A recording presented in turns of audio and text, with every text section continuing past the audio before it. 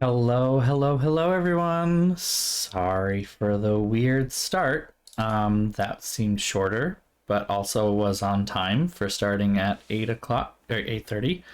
Um, I hit the button to go live and it started the countdown and everything, and then I walked away from my screen. But fun fact, it didn't go live. So that was cool. But it did start the countdown and everything, so it was actually counting down. I came back after a bunch of the countdown happened, and I was like, oh, I'll just, pick up there and just, click the thing.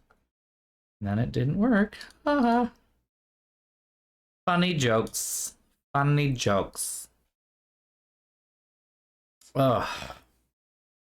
I'm gonna give people some time to filter in then, because this was an interesting moment. I didn't brush my beard, I just realized. I'm having a weird day, that's for sure. I forgot to do some parts of my shower routine in the order that I usually do them in, so.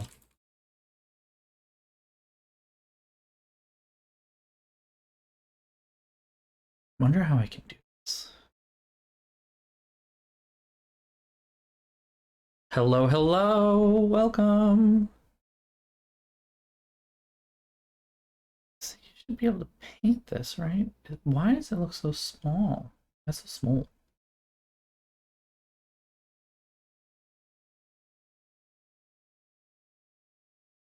I'm just looking at my PC case right now and just being like, the one component that's in here that isn't white that I really am bothered by it not being white is my CPU cooler.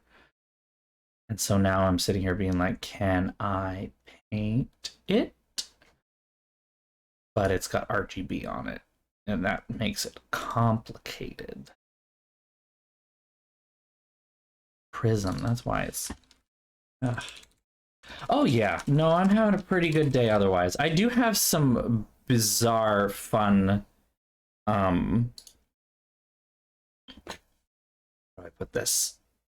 So, I bike to work. I bike to work. It's about 4.5 miles each way. Usually not too much of a problem for me. I bike year round at this point. And I started this new job of mine in August. So I didn't really start until the weather was already cooling off. And the people I have experienced on the road who are also biking and or like taking their scooters or whatever generally are like the hardcore ones, if you want to call it that, like me, who are willing to bundle up and everything, because I'm in Boston. I mean, it gets fucking cold here, so you have to be ready to bike in like sub 10 degree, sub zero sometimes temperatures. Actually, if it gets down to sub zero, I usually take the bus at that point because I'm like, I ain't fucking dealing with that. But like, I have biked in like 12-degree weather with a wind chill of -9. Like, I've done it and I can. So my point being that now the weather is warming back up again, there are some interesting people I'm running into on the road. Not necessarily ones who, like, I have had some of these stories before where I've been like, I almost got hit by a car today. Woo! I'm feeling great. It's not one of those, luckily. This happened yesterday. It was not a matter of me being in danger at all. It was more, fucking weird people. I don't know how else to describe it. Like, absolutely fucking insane. Oh yeah, no, when people walk in the bike lane, I have a little bell, right? I have just a little one. It just goes ding, like it's cute. And I wanted one that wasn't very aggressive, and I'm regretting that because I ring that thing like it's my fucking job when someone's in my way, and I will go off on it. And that little non-aggressive bell becomes very aggressive. I sometimes wish I could just mount a car horn on my bike, I swear.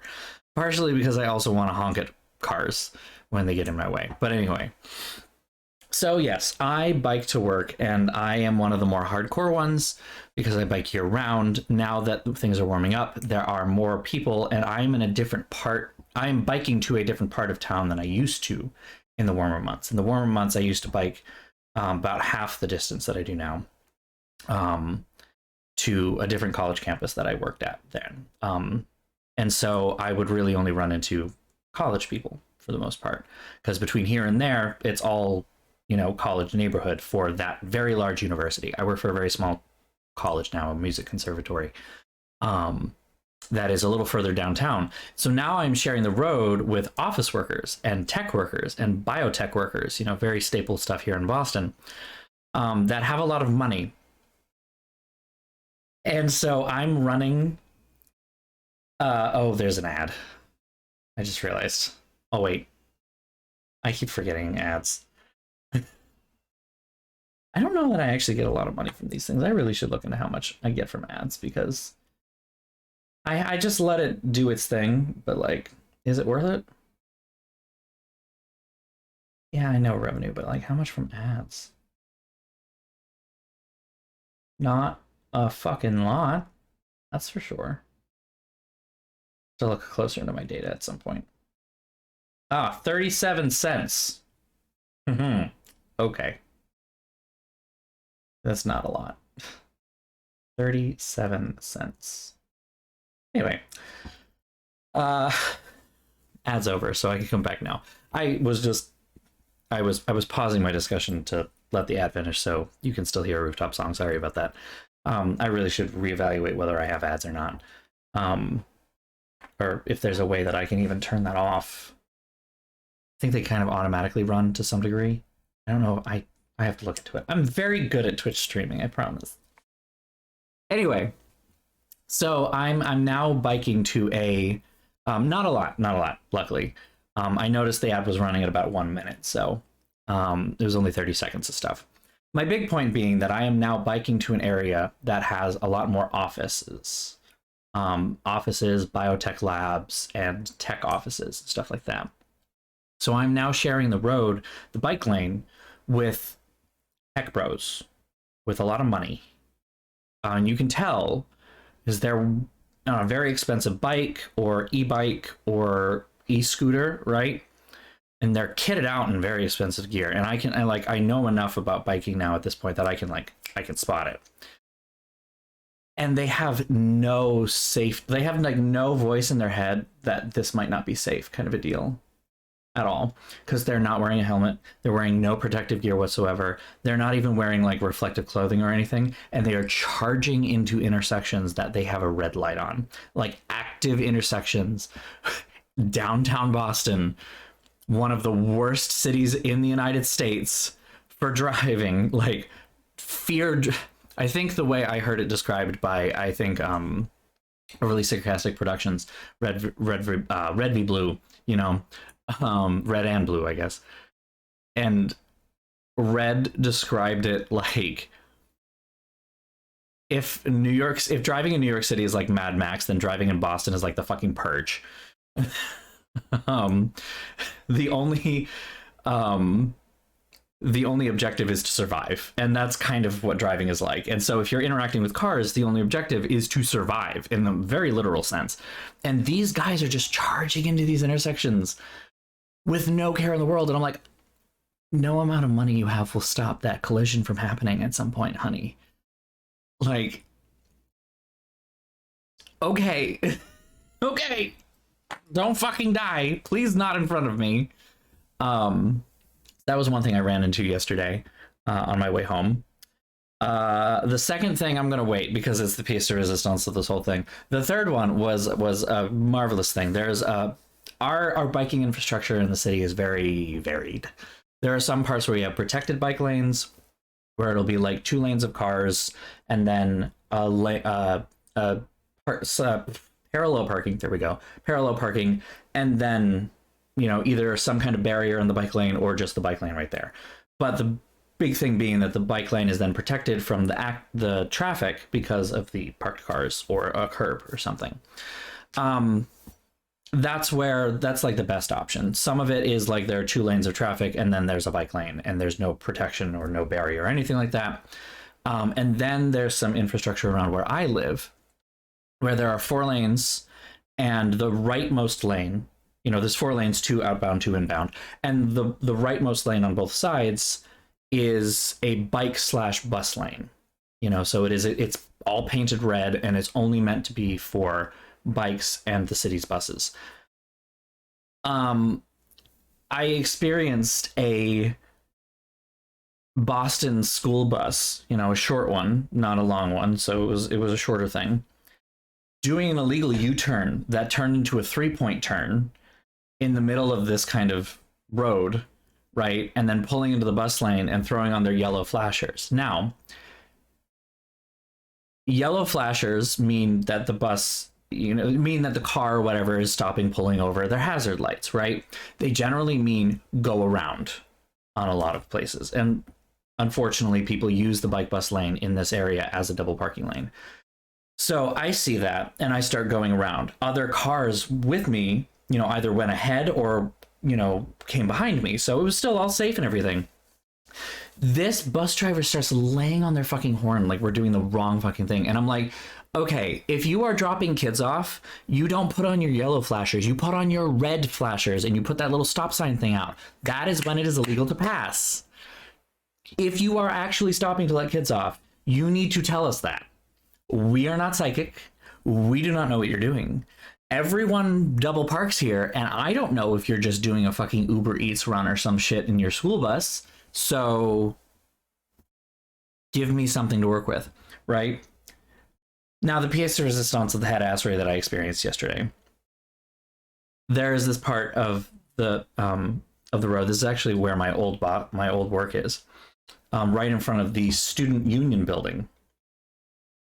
There is 2 lanes of traffic, and then it's an unprotected bike lane that then becomes a protected one, right, by going behind a bus stop.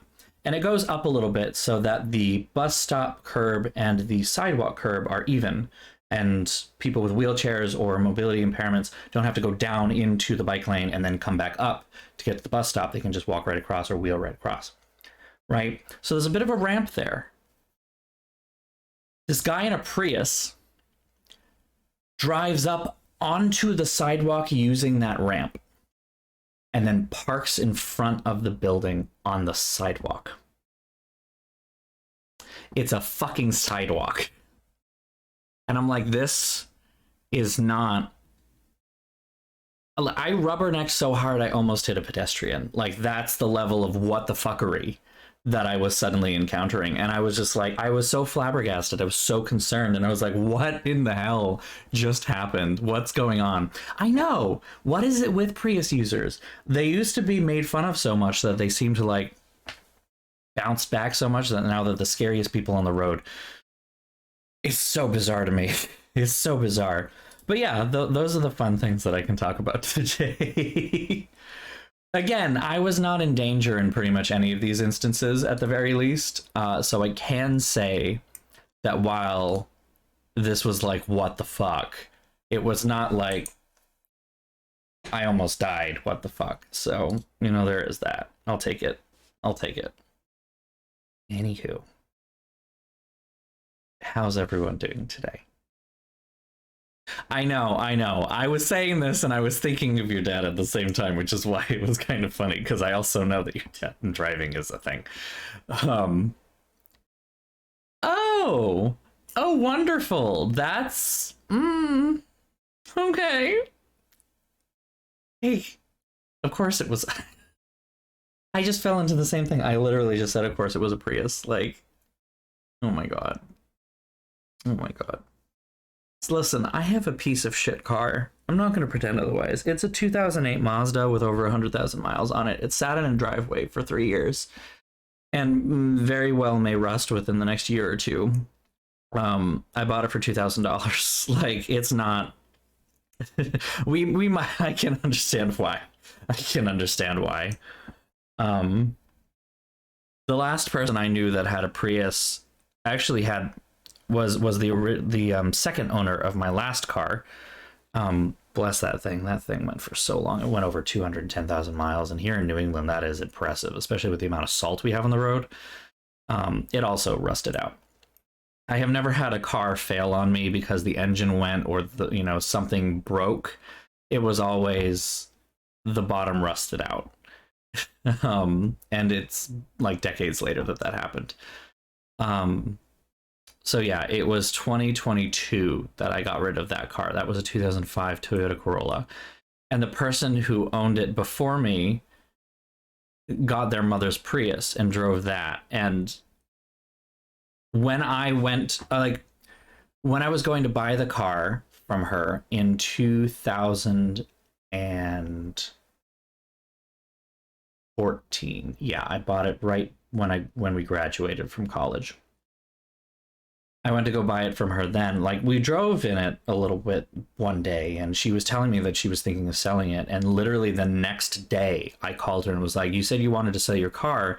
Can I buy it from you? And she's like, I just got into an accident, and the front of the car is smashed. And I'm like, what? So, and then she went to drive a Prius. I love her though. She's wonderful. She's not a bad driver. She's just maybe a bit high anxiety. I think she's better now. Oh, cool. Yeah. Do we have enough people for a raid? It's not a raid. It would be what's it called? Hype train. That's what it is. Only 2 of you are subscribers, so if we did that, we would have to have some new subscribers. So I think we need 3 to do a train. So FYI. But if one of the regulars shows up and it's the time of the month, then yeah, we'll see what happens. It's not impossible. Digi shells showed up a couple of times later, you know. But anyway, it's not a big deal. I don't mind if there isn't a train or anything. It's cool when it happens, but like I've always said, I do the stream because I like doing it, and silly, you know. I've been telling quite a few people about why I started streaming lately, and I don't really know why. Specifically talking about the Bridgerton-themed murder mystery thing that we did this weekend. Trying to explain the community of Nancy Drew streamers and how I ended up like getting into that by accident in a lot of ways. And I was saying how I started streaming because I just had an itch when I was visiting a friend's place. I had an itch to play a Nancy Drew game. I played Danger on Deception Island, and I was toward the end at one point, and I was just giggling to myself about how ridiculous this whole thing was. You know, because if you actually sit back and think about games like a lot of the Nancy Drew games, you're like, some of the stuff is so funny. It's so objectively ridiculously funny. And I was starting to laugh to myself, and the people around me were like, what are you doing? And I'm like, I'm playing a game. And they're like, it's that funny, like you should show us what you're playing. So I plugged it into the TV and just started narrating. I was basically doing a live stream, but like in person. And from that point I was like, you know what, maybe I should get into this. And then the pandemic hit, and it became the only way I could have a social life. So because I get Zoom fatigue very easily when I have a lot of faces in front of me. It's very taxing.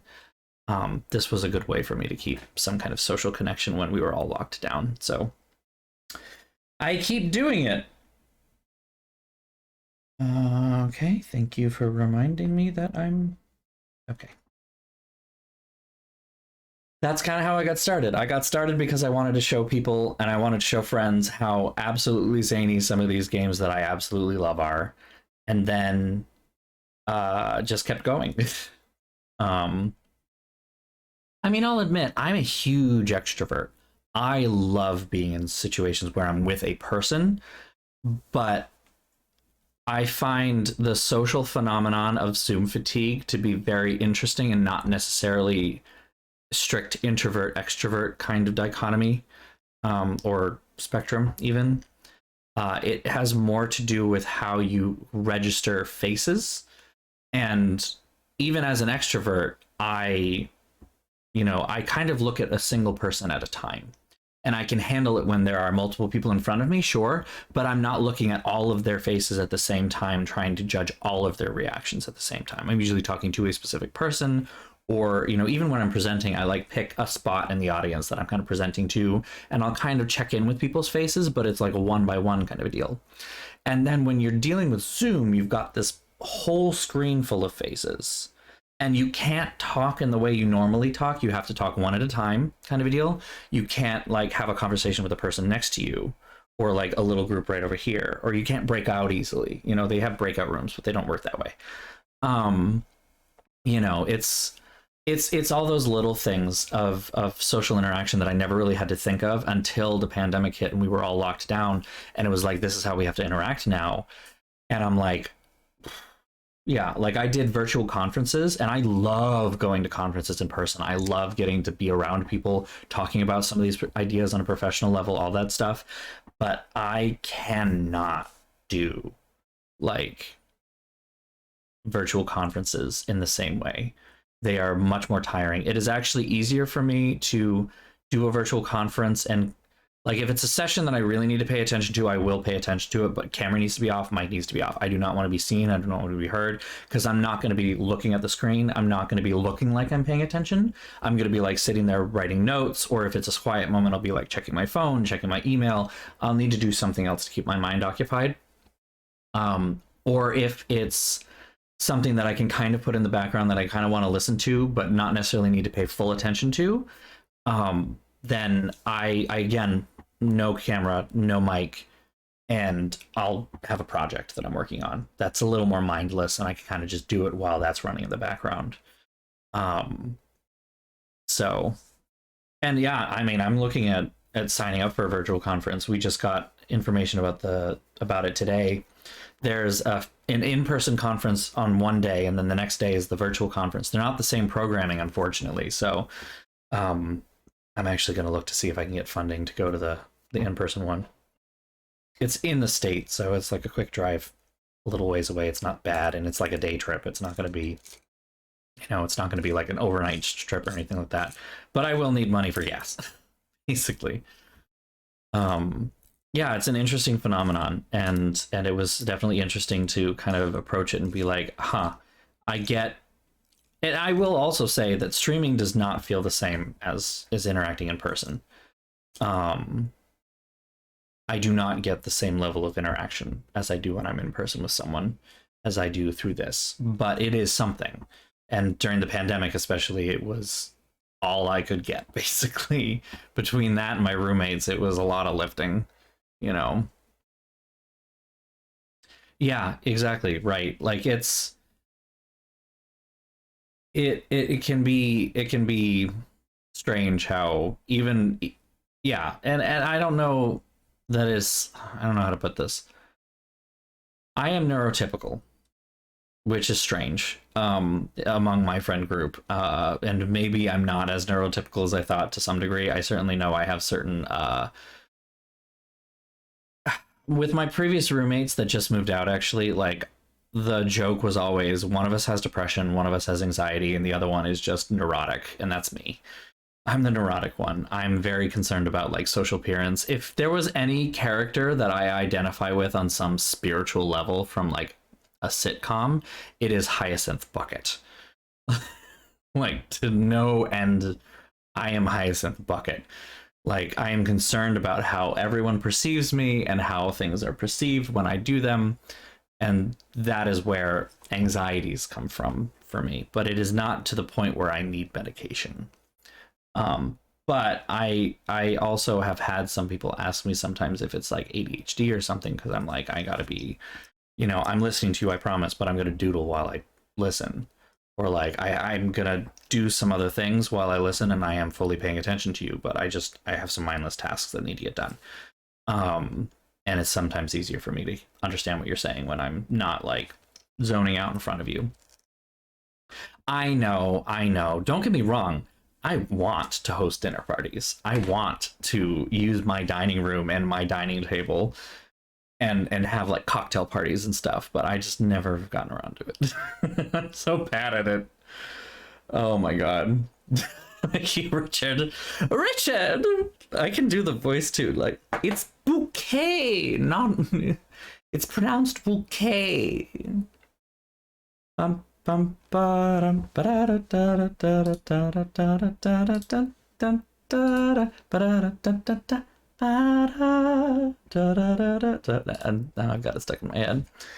I am going to go ahead and set up the scene here. And then we're going to get started because I have taken a little too long to... Okay, I think we're good. Go ahead, turn this off. I would love hosting dinner parties. I really do want to do it. Like, I have gone to the point where I've developed a house cocktail.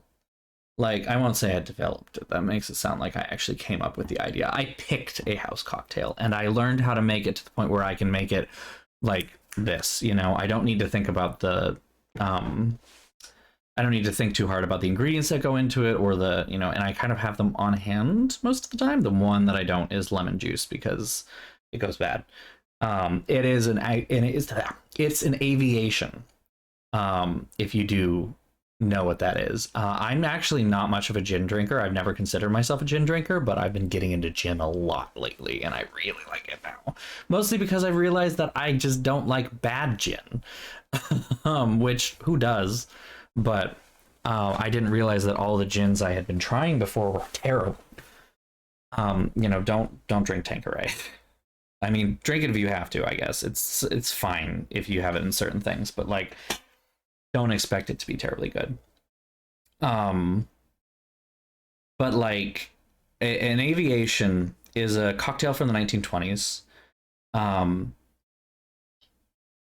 it's, let's see. It's gin, maraschino, lemon juice, and creme de voilette. And that last one is kind of the kicker.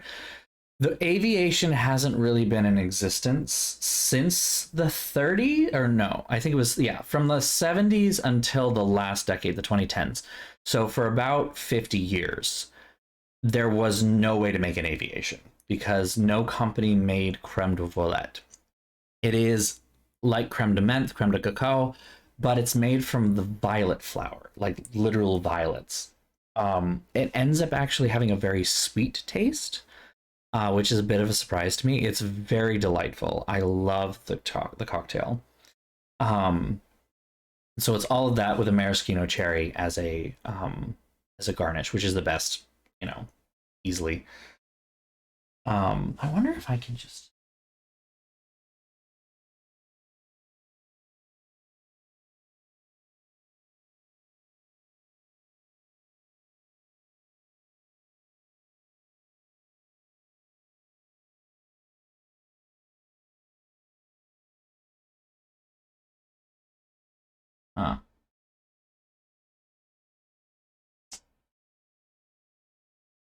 I don't know how to get rid of that. I'm gonna have to fiddle around with this when I'm not live. There's an ad coming up, and I was trying to see if there's a way that I can stop ads in general. But anyway, yeah. So aviation is a cocktail. I absolutely love it. And since gins are so incredibly variable in a lot more ways than most other spirits are, like, don't get me wrong, you can have good vodkas and bad vodkas, but like, for the most part, there's not a lot of personality to different vodkas. There's more in, say, tequilas, but even then, the most is in gins, because gins are so specific to what you put in them to distill them. You know, what spices that you put in. There are some standard ones to make what everyone knows are gin, but there are like individual types of gin. In some ways, it's a lot more like whiskey, right? Where there are individual types, there are different ones, or wines, even in wine-based spirits like port and sherry. In each one, while they are kind of the same thing, they are very, very different. And that's what makes cocktails like the aviation very interesting, because what gin you use will determine what kind of cocktail you get. The other spirits are pretty stable. You know, you get creme de voilette tastes like creme de voilette, and you get, I can use the ad. Here we go. Boop. If you get creme de voilette, it's going to taste like creme de voilette. Maraschino, I mean, first of all, don't get off-brand maraschino, but maraschino tastes really good as it is. Luxardo, you know. But then with the gins, right, you can have, like, there are 2 gins that I really like in aviation. 3 if you extend it to my 3rd favorite gin. They are Aviation Gin, which used to be owned by Ryan Reynolds and is no longer owned by him, but that's the one everyone knows. And it's called Aviation Gin after the cocktail.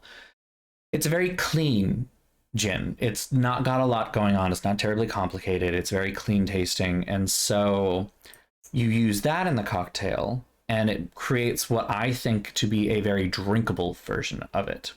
You know, it is like you can just kind of knock this back in a couple of sips. You can take gulps of it and it'll still taste good. I mean, don't, but you know, it's not going to destroy you if you like, it's not overwhelming flavor in any way. My other favorite gin that I like to make this cocktail with is gunpowder gin. Gunpowder is an Irish gin, which uses a one of the things that they use in their infusion process is gunpowder black tea. It's delicious. What it makes is a very sippable gin, like a very sippable cocktail. It's very heavy in a lot of different ways, but it is still delightful. It's like having a very rich dessert. It's still good, but you need to take smaller bites, because if you try to take too many, if you try to drink too much all at once, you're going to be overwhelmed. And then the third one is Hendrick's. I really like Hendrick's. It's a terribly wonderfully drinkable gin. It's not as clean as Aviation, but it's still absolutely delicious. And it's more common at a lot of bars. So I tend to have, you know, usually you'll find either Aviation or Hendrick's at most bars that are better than like dive bars. Dive bars will probably have Tanqueray and or Bombay Sapphire. Which are fine. You know, they're not terrible, but it is a bit like getting Smirnoff if you're getting vodka, right? You know, there are better vodkas. I would say Tanqueray is kind of like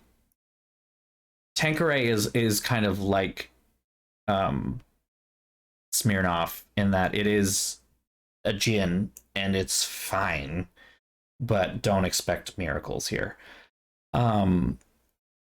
Or don't expect decent anything even, I would say. It's like anything lower than that is an absolute no for me, and it's like the bare minimum for me.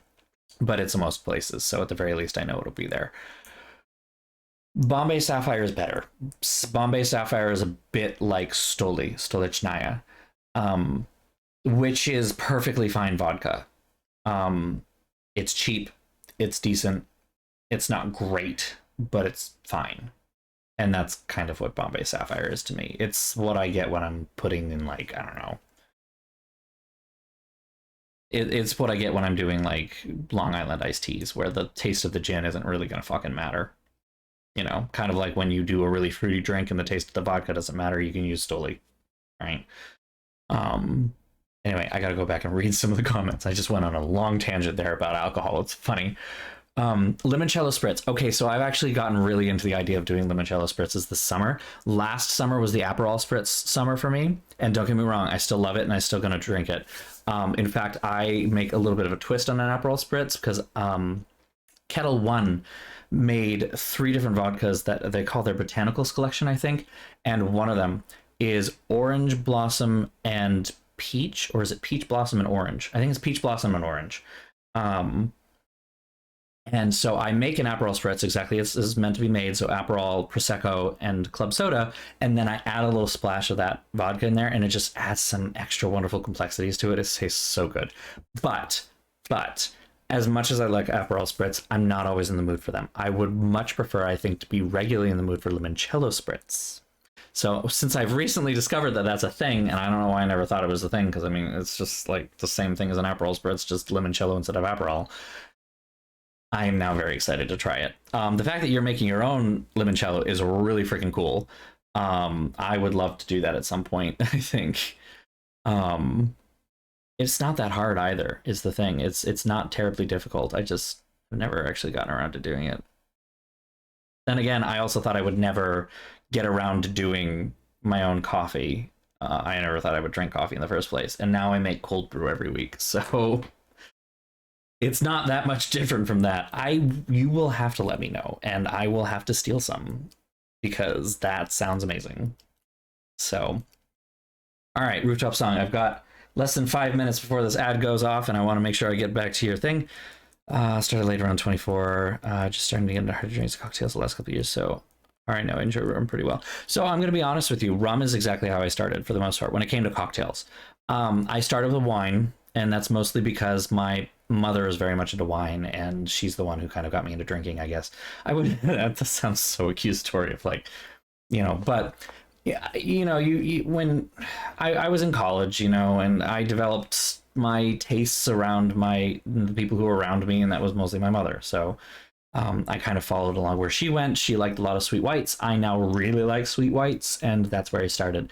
And I really like sweet things in general. I do not like dry cocktails or dry alcohol. It doesn't taste good to me. Hard cider to wine to rum. Yeah, that is a very, very common pipeline, I find. And rum is a really, really good cocktail base for a lot of things. I worked with rum for a really long time.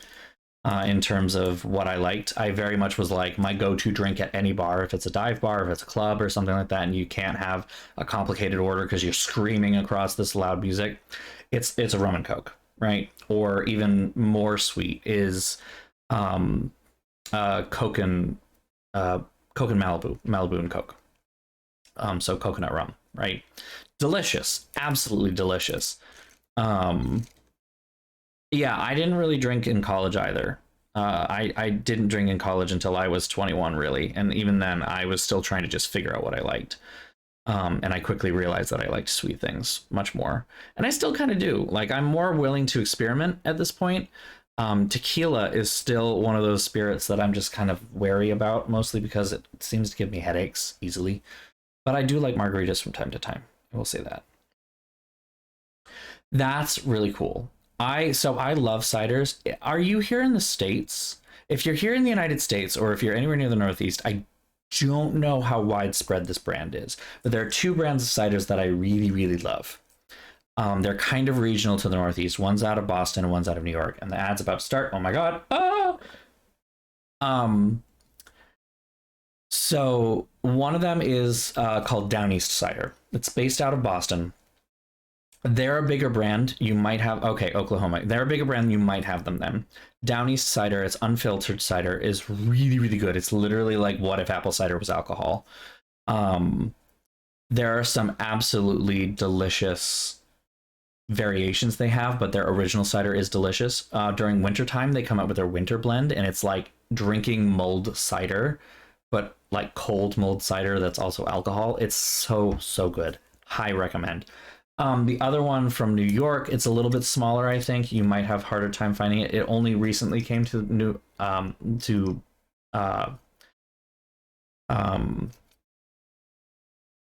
it only recently came to Eastern Massachusetts within the last couple of years, I think. 1911 cider is what it's called. 1911. 1911. And it is really good. They're filtered ciders, so they're going to be a lot cleaner.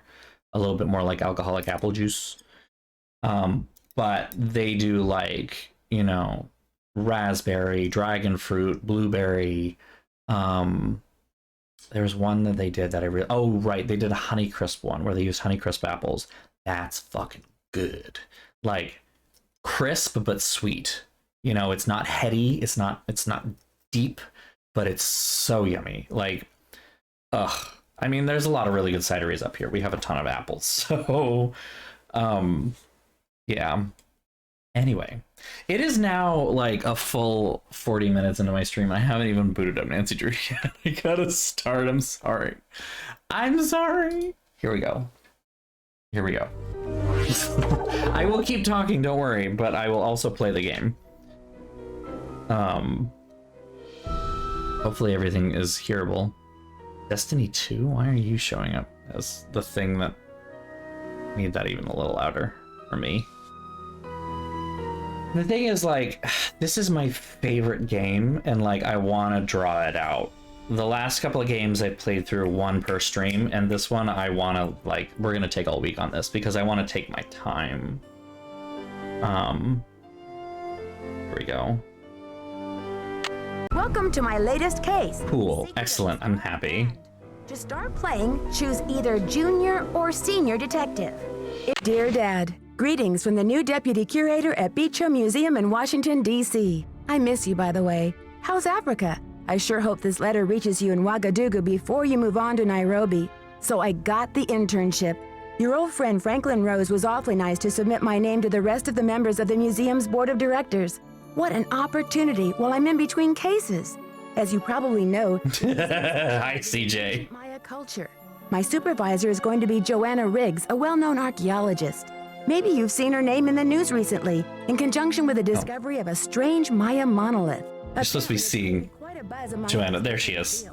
Well, Beach Hill plans to feature the monolith in an upcoming exhibition. Fragile, must be Italian. The artifact has been buried for hundreds of years, and now it's going to be unveiled to the public for the first time. The museum is short-staffed at the moment, and they're expecting such a huge turnout that they've closed their doors to prepare. I can hardly wait to dig into this exciting project and learn how archaeologists and historians solve the mysteries of ancient cultures. I'll keep you posted. Love, Nancy. Nancy Drew, I presume. I'm Joanna Riggs. Welcome to Beach Hill. I was just checking the lock on this display case. This is one of the museum's most treasured pieces, a carving of King Pakal. Who is King Pakal? Pakal assumed the throne at age 12. Can you imagine? That was 615 AD. He ruled for 68 years at the height of the Maya civilization. Is that jade?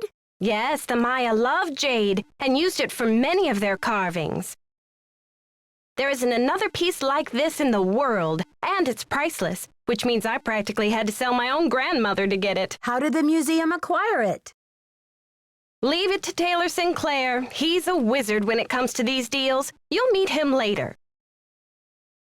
The lip syncing is hilariously bad. Nancy, you're coming on board. And now we're back to the regular stuff. An exhibit of this caliber is not kid stuff. Franklin Rose assures me you're a real trooper, and I hope he's right because I'm not here to babysit.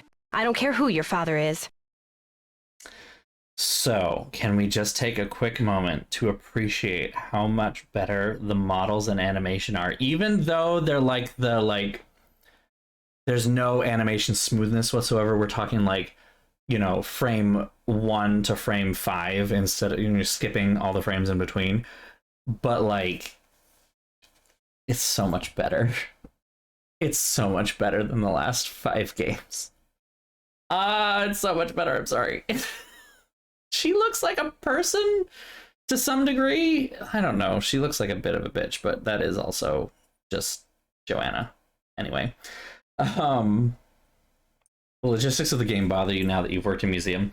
I mean, this is interesting for me, and I will be interested to hear your thoughts, because I am a librarian, so my background and my knowledge is rooted in similar field, I guess is the best way, as museums. In fact, I was in school with a lot of people who are, getting the same degree, library and information science, to go into curation, right? Oh my God. Well, I got mine in 2022. So that's too funny. Oh my God. So yeah, I'd be really interested to hear your thoughts about museum stuff, because I will admit, my museum knowledge is next to nothing, right? There's not a whole lot of it. It's because my whole focus was academic librarianship from the get-go. I was already working in an academic library for several years before I hit my MLIS, and I still am. My interest in archives even is a little sparse and is mostly what can this do for research, and not necessarily about the nuts and bolts of archives themselves. Metadata is an absolute no for me. I am not a cataloger. I learned that the hard way in school. The intro to cataloging course broke my brain in every way and just reminded me why I'm an instruction librarian and reference. Okay, yeah, interesting. Okay, yeah, makes sense. Archives, what you want to do with that kind of background. Yeah, that makes sense. I mean, don't get me wrong. I appreciate the hell out of metadata, and I know how to spot bad metadata when I see it, but I cannot create it for the life of me. I can't. I can work within some systems, when I'm asked to basically do some quick cataloging and mark it, fine. I'm sorry for those who don't know. Mark is short for Mark 21. It is kind of the standard that was set by the Library of Congress back in the 1970s and has been the standard since. It is antiquated, to say the least, from the 70s. But yeah, sorry, so lingo. Yeah, it's a really specific way of thinking. And for me, the way that I approach information and everything is all about relativity, right? And how it relates to either a topic or to other things. And there are some ways, and this is where I think reference librarians can take metadata and use a lot of it to help, but then there's a certain level of just like no stuff that isn't necessarily going to be able to be shown in metadata. I think I've been told by some people that I'm wrong about this, and I would love to be shown the systems that work this way. But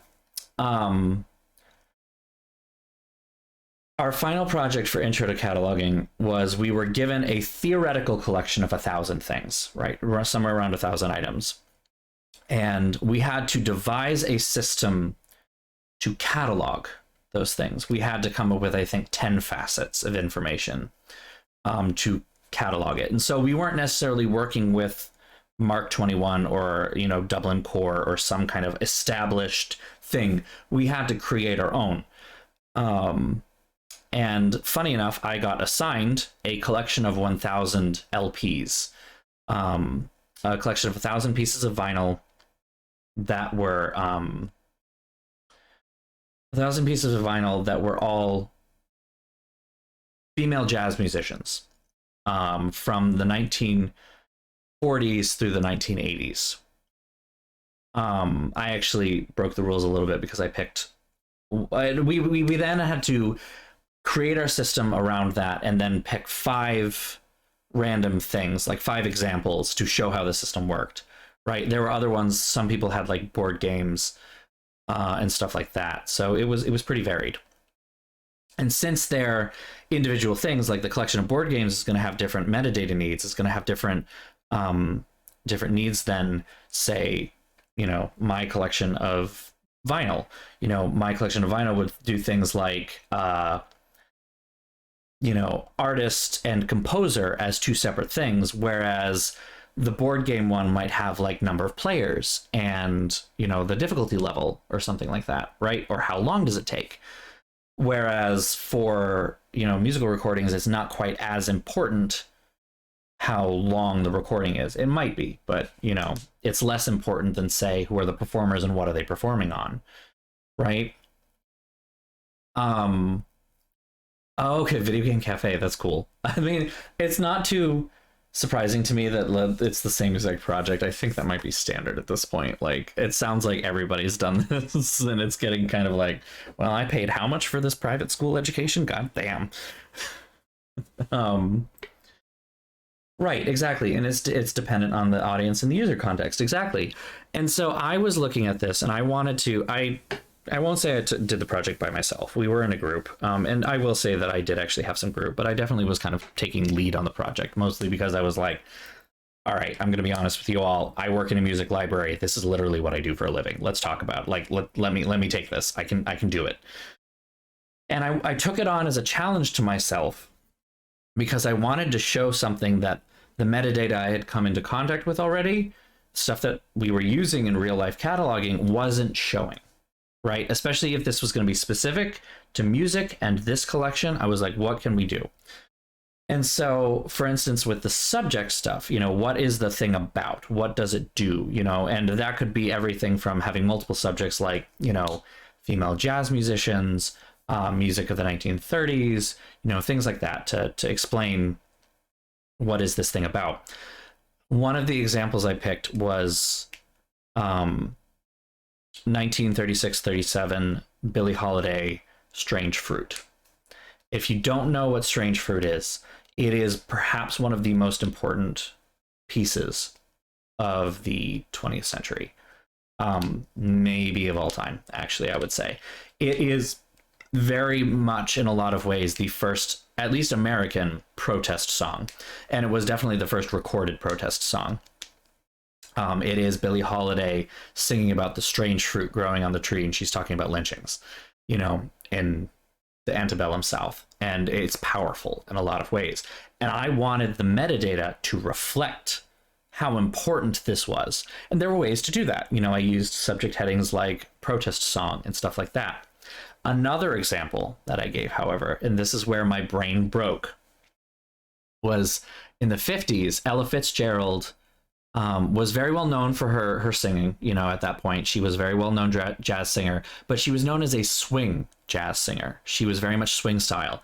And a lot of her contemporaries at the time that were male were seen as better than she was because they were moving into different realms like bebop and new forms of jazz that were starting to come out, while she was still thought very much of as a swing singer. And the record that really put her on the map as, no, she's not just a good singer, she is one of the greatest singers we have ever had in this country, kind of a deal, was Live at Birdland, right? It was Birdland, where she has one track on there where she scats, and she shows that she is like one of the masters of scat performance. It's fucking phenomenal. And I wanted to find a way to explain how this individual record was so important, not just to music as a whole, but also to this specific performer's career. And I could not figure out a way to make it work. I couldn't figure it out.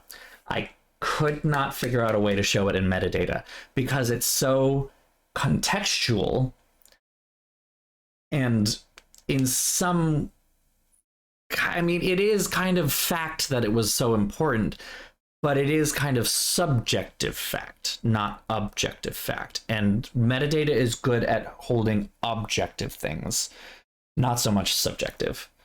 Right, it's difficult. And so, yeah, it's just like, that broke my brain. And exactly, right, finding aids, like archival finding aids and libguides where you can give that context in a different way. But, you know, that's why I'm sitting here being like, I am a reference librarian, because that's what I do. I give context. I'm not a cataloging librarian because I can't turn that part of my brain off to focus on the other stuff, because I will sit there agonizing over the fact that I cannot find a way to show how important this is in the way that I want to. And that's why I'm a reference and instruction librarian. This was a very long discussion, and we haven't even clicked on... Sorry, Joanna, we've been keeping you waiting. I'm sorry. I'm having a good time. Oh, no. If there's one thing I've learned from my father, it's the value of hard work. Just tell me where to start. There's a list of tasks for you in the lab. Once you've knocked those off, we'll regroup. Where's the rest of the staff around here? We've had to make some, budget cutbacks, so we'll be relying heavily on our volunteer staff. Namely, you. Besides Henrik and... Oh, that sounds... laughs in 501c3. Sinclair, my ace art dealer, and Alejandro Del Rio, attaché to the Mexican consulate and executive thorn in my side. I'm sorry that you're a colonizer, but, you know, he has a point. I'm glad you found it. I'm glad you found it interesting, Tina. Thank you so much. And you're going to archival studies. That's really cool. Best of luck with that. And yeah, no, we just kept Joanna just buffering here this whole time. Right, exactly. Yeah, you're right, Rooftop Song. It's one of those things where, you know, I'm not going to give context to every one of Ella Fitzgerald's recordings. We don't need to talk about every single one, but we can talk about the important ones, kind of a deal, right? Yeah. And it's complicated too, because, you know, it's only going to show up in my work if there's a demand for that. You know, where I was last working, even though I was in a music library, there wasn't a lot of jazz going on there, so there wasn't going to be a reason for me to create a guide on someone like Ella Fitzgerald, for instance. I now work at a place that is, you know, it's classical. It's very classical oriented, but it's got a very well-known jazz program and very good, well-developed jazz program. So there's going to be a lot of push for me to talk about individual musicians in some cases. You know, one that comes up quite frequently is Coretta Scott King, actually, that I'm planning to do on her, because she actually attended the college that I work at now. We have a bust of her in the library. So, right, yeah, item level stuff in archives is not very, yeah, you're right. Tell me more about Alejandro Del Rio. Ugh, wouldn't you rather hear about the monolith? It's a massive Okay. Thank you for telling me about what I asked about. 100 years old with Maya glyphs carved into it. We've installed it in the garden. Wait until you see it. How do you know it's 1,500 years old? According to Henrik, the monolith was made at the special request of King Pakal himself, but we don't know what its purpose was. I mean, yeah, so when can I do this? When was it? It's one of those weird things that you know, I am sometimes I'm sometimes suddenly struck by the fact that I work for one of like a big fucking deal place. So when we have alumni that are like big deals in some ways, either in activist circles like Coretta Scott King and Wemsutta Frank James, who started the National Day of Mourning in the United States to protest, you know, the kind of whitewashing of the Thanksgiving myth. Like, I don't know. It just like it hits me like a truck every once in a while that I work for the place that I work for. It is the oldest. Let's see. Let me make sure I read this right. Where are you here? Oh, it doesn't say. Okay, no, there it is. The oldest continuously operating independent music conservatory in the United States. It was founded in 1867, 156 years ago. So there's fucking history. It is one of the few music schools that is actually designated as a National Historic Landmark. Like, yeah, it's got heft, I guess is the best way to put it. Let me see. Let me just throw up people. The New England Conservatory, if I have to be completely honest and just dox myself here. New England Conservatory alumni is a whole separate page. Like, let's see here. Let me see if I can just point out some people you might recognize outside of the classical world. I mean, I'm looking at this and I'm like, holy fucking shit, I forgot they went here. Phyllis Curtin? God, Phyllis Curtin. Jeez. Okay, this might be a little bit of a deep cut, but if any of you have ever played in band, in like high school band even, you've probably seen like percussion equipment that's Vic Firth branded. He went to NEC. Vic Firth is an actual person, and he's a percussionist, and he attended New England Conservatory.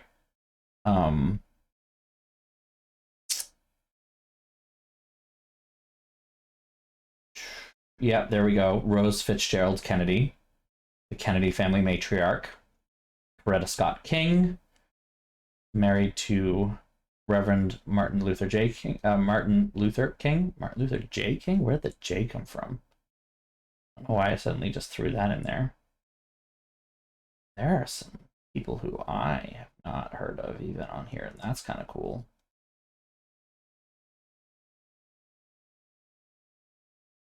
Florence Price, she's a kind of big deal though, more for classical stuff. And that's the problem. There's a lot of classical people on here that really haven't broken out of the classical place. Notable past and present teachers, maybe I can find something on here. Great, Anthony Dwyer.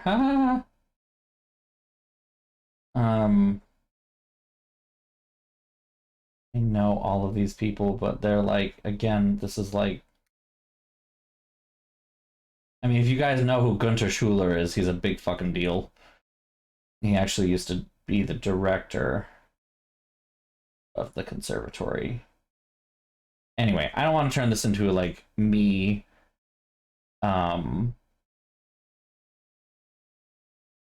me being all like, oh, look where I work kind of a deal, but like it is so weird to me to just like, this is the place that I work, and then every once in a while I'm like doing research. Like I recently finished up work on a guide to diversifying music research and repertoire, specifically for BIPOC composers, musicians. And so I had different tabs for like, and it was focusing first on, you know, I had to set up some kind of parameters to stop myself from going too far. And I had like I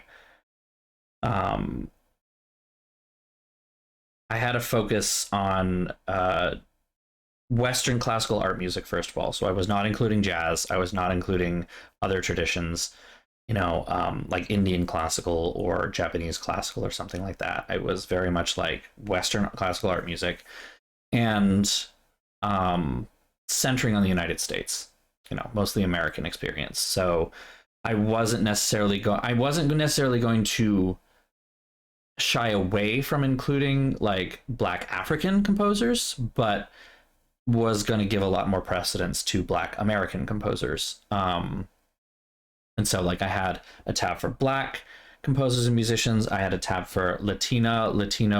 Oh wait, I think I just said Latin American to avoid the Latino, Latina, Latinx, Latine question, because I'm not in that group, and there's a lot of debate going on about what the right terms are. So I'm going to let that happen before, you know, I'm not going to take a stand, I guess is the best way, because it's not my place. So Latin American composers, musicians, Asian and Asian American composers and musicians, and Indigenous and Native American composers and musicians. And the Indigenous one got a little complicated because I did include Canada in that one a little bit, partially because Canada has made a lot more effort to actually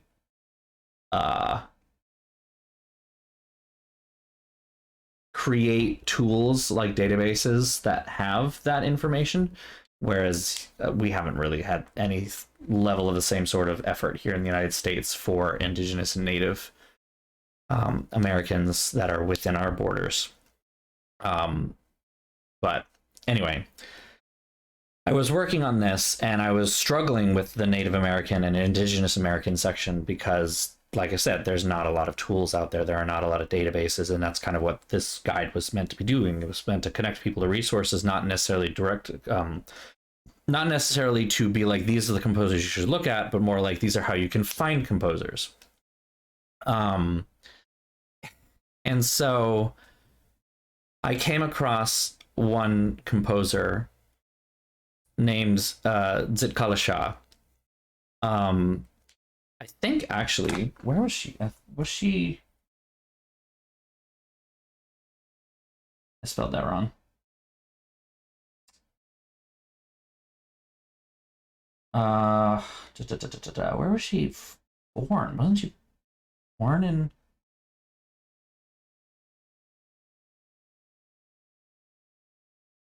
Oh no, South Dakota. Okay, never mind. I thought, yeah, Yangtan Sioux tribe. So Native American, she ended up coming to Boston and attending New England Conservatory as a violin student.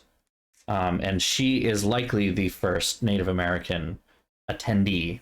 We won't say graduate. It's not really clear if she graduated. It wasn't very common in the 1800s. For it, all the way up until like the 1920s, it wasn't common for people to actually graduate from the conservatory. You would just attend and get instruction, and then, you know, get to a certain point and just be, you know, it was very, very different kind of setup. And like, I was reading up about her and like reading about all the stuff that she did and everything like that, and I was like, holy shit. She basically like started the Native American rights movement in the United States in a lot of ways. And then like jumping over to the Asian and Asian American one, I remember I just came across this composer and I was reading about him, and I didn't recognize his name, but, you know, I'm reading through his little biography of everything, and I'm like seeing that he studied with this person and this person and this person, and they were all really big deals. And I recognize those names, and I was like, oh my God, this is like, and like really famous composers saying that this guy was the first one to like properly, or was the first one to successfully incorporate Japanese mellow rhythms into Western classical music and notation, and like marking him as a big deal and a big influence. And the article itself was also being like, he was a pretty big deal. I'm like, I just guess I don't know it because he's 20th century, and a lot of late 20th century composers, I lose some interest, right? So really, really cool stuff, really interesting things. Attended New England Conservatory. I'm like, fuck, right, okay. Everyone went here. I do not remember his name off the top of my head, but I can give you that because I'm a librarian and I can do that. Just open up my LibGuides here, because I featured him on there, I believe. One of the books, Chow Wen Chung, came to the United States in 1946 to study music with Edgar Varese and Nicholas Slaminsky. Slaminsky credits Chow with being the first composer to translate East Asian mellow rhythms into Western music. Yep. Let me go ahead and just copy his name and paste it in the chat. Boop. Yeah, it is not a Japanese name. I do not know how I thought of Japanese, but and it's East Asian mellow rhythms, so that is not. I think I was mixing him up very briefly with Toru Takemitsu, who is right, like there's a biography of Chow Wen Chung first, and then Toru Takemitsu immediately underneath him. So, and I mean, that's like a perfect example of where I had to kind of bend things a little bit. I couldn't focus exclusively on Asian Americans, or Asians here in the United States, because Toru Takemitsu was Japanese and was very much based in Japan. I struggled with some of the parts of this thing, finding composers in a lot of cases, because it was not. There are a ton of resources now, especially after 2020, for Black composers and musicians, and significantly fewer of everyone else. It's, yeah, complicated.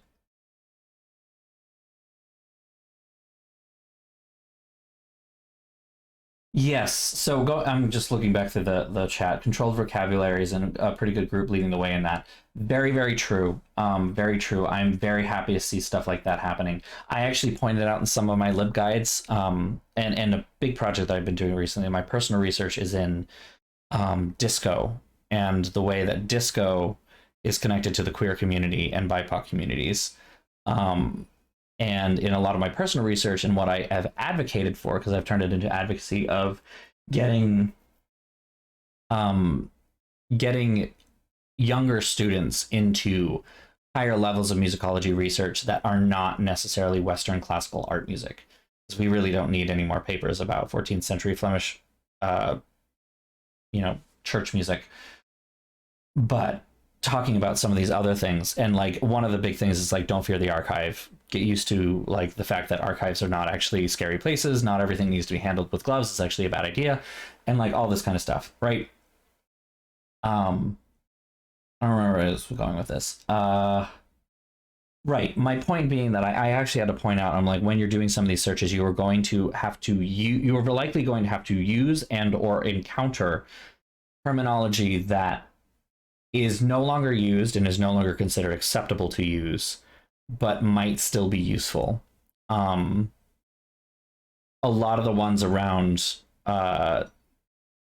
disco were like gays and homosexuality, and referring to gays as a noun, plural, instead of gay men or something like that, right? Like it's a little awkward. It's a little weird. By erasure. Oh yeah. Oh the Homosaurus. Oh my god, one of my friends runs that. One of my friends is one of the ones that runs that. He's the librarian at Longy School of Music. And he's wonderful. I love him. The Homosaurus is a really, really wonderful resource, absolutely. We still have not gone through this whole fucking conversation with Joanna. I'm so sorry. I'm sorry to everyone else who just gets to watch me and Rooftop Song geek out for like the whole thing. Who's Henrik? Actually, Vanderheun, world-renowned. get to the point where this stops. Hieroglyphics. He's the latest addition to No, it's okay. Trust. My I don't even want to see his fault. This is my stream. until he's got a translation on that monolith. I'm having such a great time, though. I am so glad to have this like moment. Exactly, right. No, it's okay. It's totally okay. Any last advice before I get down to business? Semper ubi sabubi. She said the thing. Semper ubi sabubi. I know you are, honey. Oh my god. I know, right? Though that's the thing. Like, you know, it's just unexpected and it's wonderful. I'm just going to point out that this says Commonwealth University, and as a citizen of the Commonwealth of Massachusetts, I take offense to this. I mean, this is true. This is true. I just don't want it to become like false advertising where I'm like, we're gonna play a game, and then it turns into me just being like, yeah, going crazy about fucking my job every once in a while. This is at least a moment that reminds me that I'm in the right profession. Like, every once in a while, it's really nice to be reminded of that. And I like that I was reminded about it now because I've been... I mean... I am an academic librarian. My title is Research and Instruction Librarian, and I work for a music conservatory which is fundamentally focused on the performance and study of the performance of music. So, like, even when I was hired, I had some, like, the philosophy professors and even music history professors asking me, like, how are you going to impress upon students the importance of research in their education when they're focused on performance? And I gave them the answer they wanted. I said, you know, these are the different things that I have in mind. And don't get me wrong, they are, like, the things that I had in mind are things that I can actually tell them. You know, it's important to have greater context and understanding.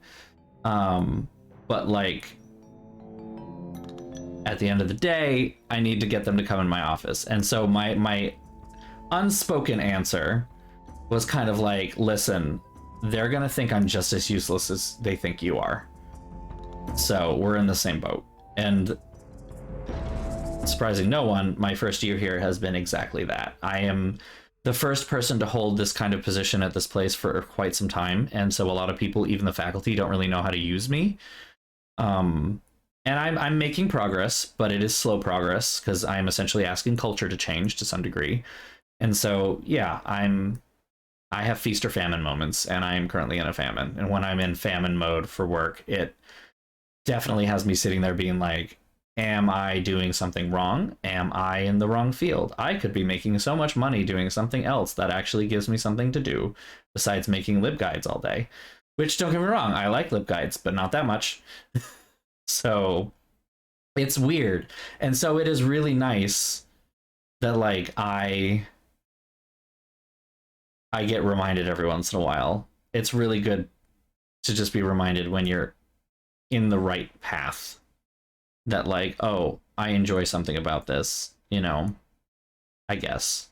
I joined this for a reason, I guess is the best way for it.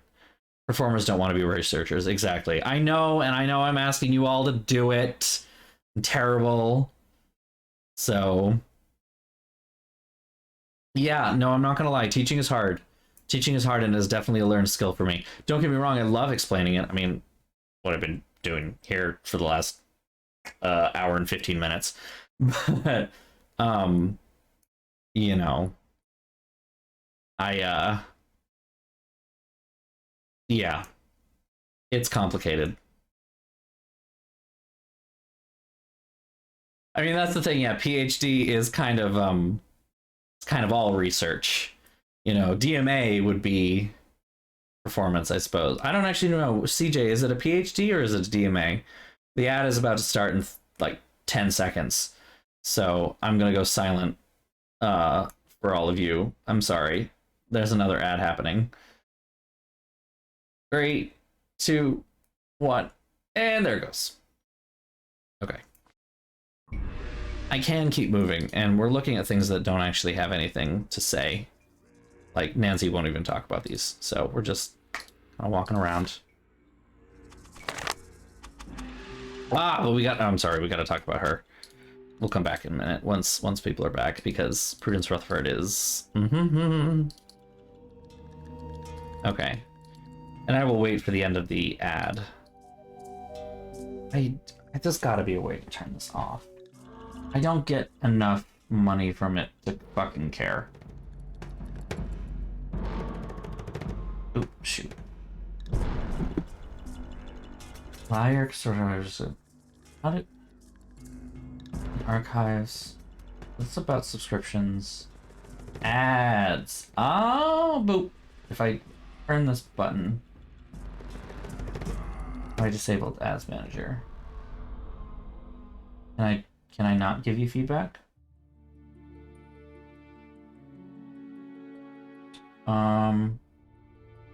I think I just turned off ads. No ads scheduled. Hey, I turned it off. Okay. All right. No more ads. That won't be a problem. So, CJ is right. Performers don't really get PhDs. There are no PhDs in music performance. However, there still are PhDs in music that can be used for teaching. So I will say that there are some PhD programs that are more research oriented. They tend to be more musicology, but they can be pedagogy as well, I will say. But yeah. I mean, my big thing about trying to impress upon performers the importance of research is, like, you got to know the context of what you're programming at the very least, and to know some of that, you need to know what you're talking about, right? To give a very simplistic example, for those of you who know, this will be very quick and easy for me to say, and I can explain it in a minute, but if you're giving a concert in Jerusalem or Tel Aviv, you know, in Israel, don't program Wagner, right? You know, it's simplistic, like I said, because it's not really even an open secret. It's just openly known that, like, Wagner is massively anti-Semitic, but, like, also that's kind of what I mean is, like, you know that through research, you know that through the teaching that you got in school and understanding music history. And then you understand the context of why programming Wagner in that kind of environment is a bad idea, right? For those of you who don't know, Richard Wagner basically I don't know if I can say that on Twitch. He wrote a lot of books about how white German music was superior to all others. Especially, he wrote a lot of books about how it was superior to Jewish music, and Jewish people were lesser than. A lot of his texts were foundational to a founding of a certain party in Germany in the 1930s. So, yeah, take with that what you will. Not gonna pretend that he wasn't a big fucking deal for music in a lot of ways. Like, we study Wagner still, even despite his history, for a reason.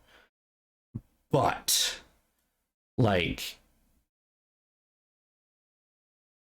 basically because the man as a composer broke tonality and kind of defined the end of the Romantic era and started the modern era almost single-handedly, because of the amount of influence that he managed to amass at that particular time.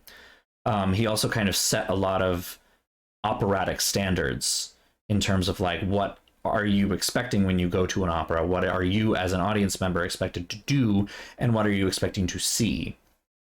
He kind of set the modern idea of what an opera experience is. So he's kind of a big deal in terms of understanding how music got to this point.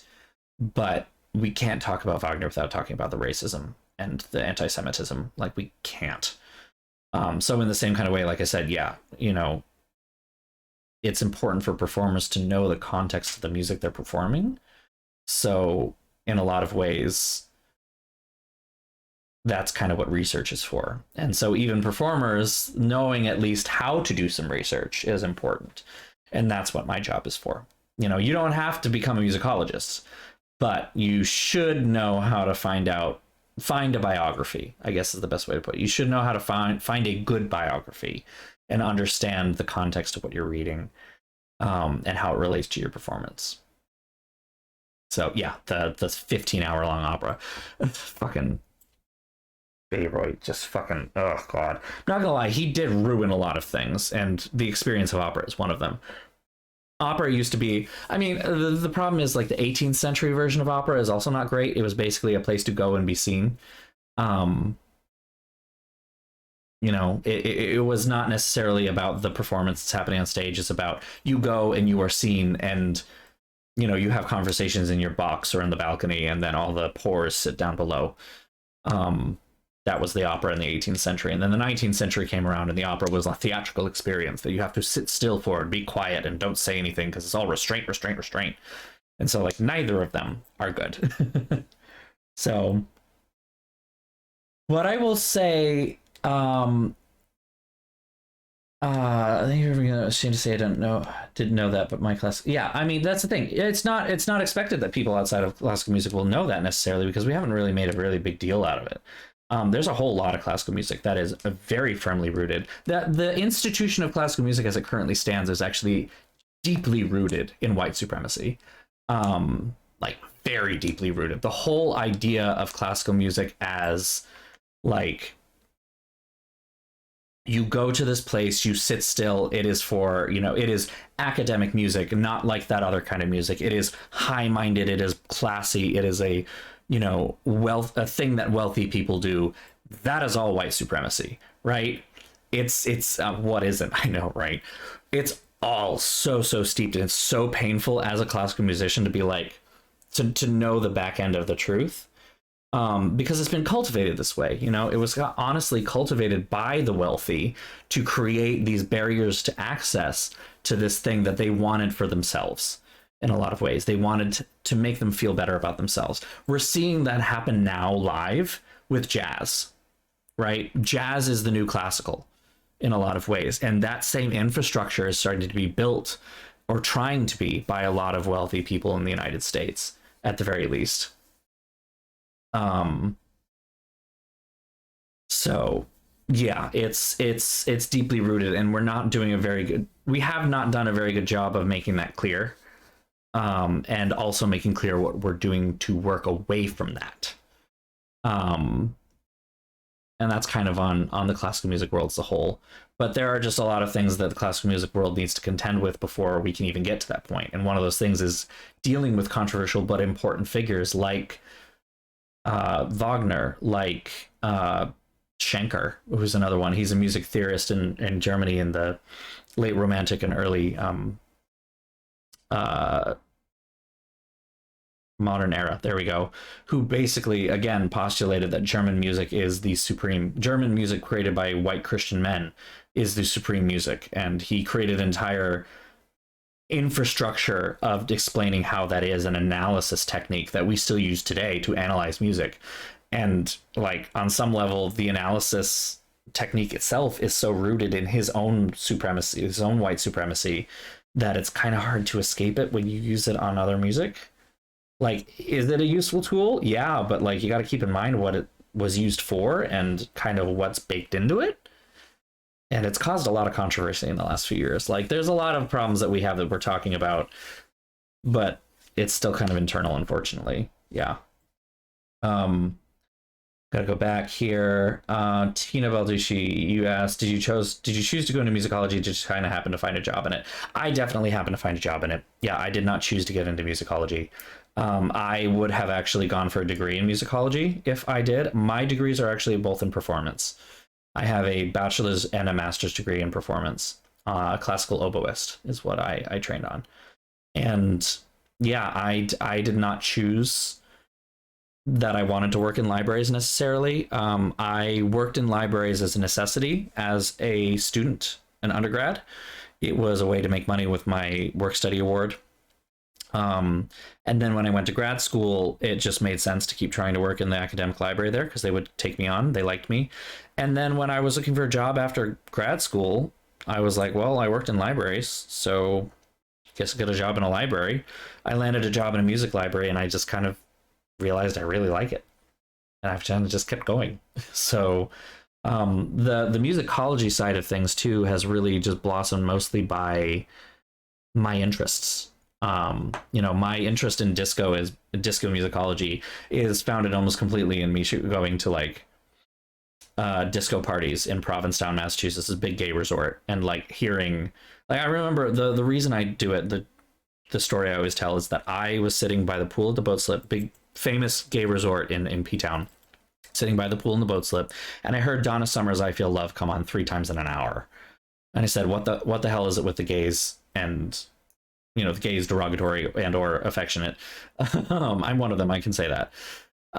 You know, what is it with the gays and disco? And I've just been chasing that question ever since, and going deeper and deeper into it, finding out that there's this whole culture around disco that I had no idea existed, that disco as a genre is not as vapid as we thought it was, that there's this whole disco scene that we as a culture kind of glossed over, and that just kept interesting me and like clicking in my mind. And the big thing, and the reason why I'm doing the advocacy work that I'm doing now, that we should try to get these students into musicology research earlier and open it up to popular musicology, you know, not just saying like you don't just have to study old dead white guy music, is because I didn't know it was possible. I didn't know you could study this stuff.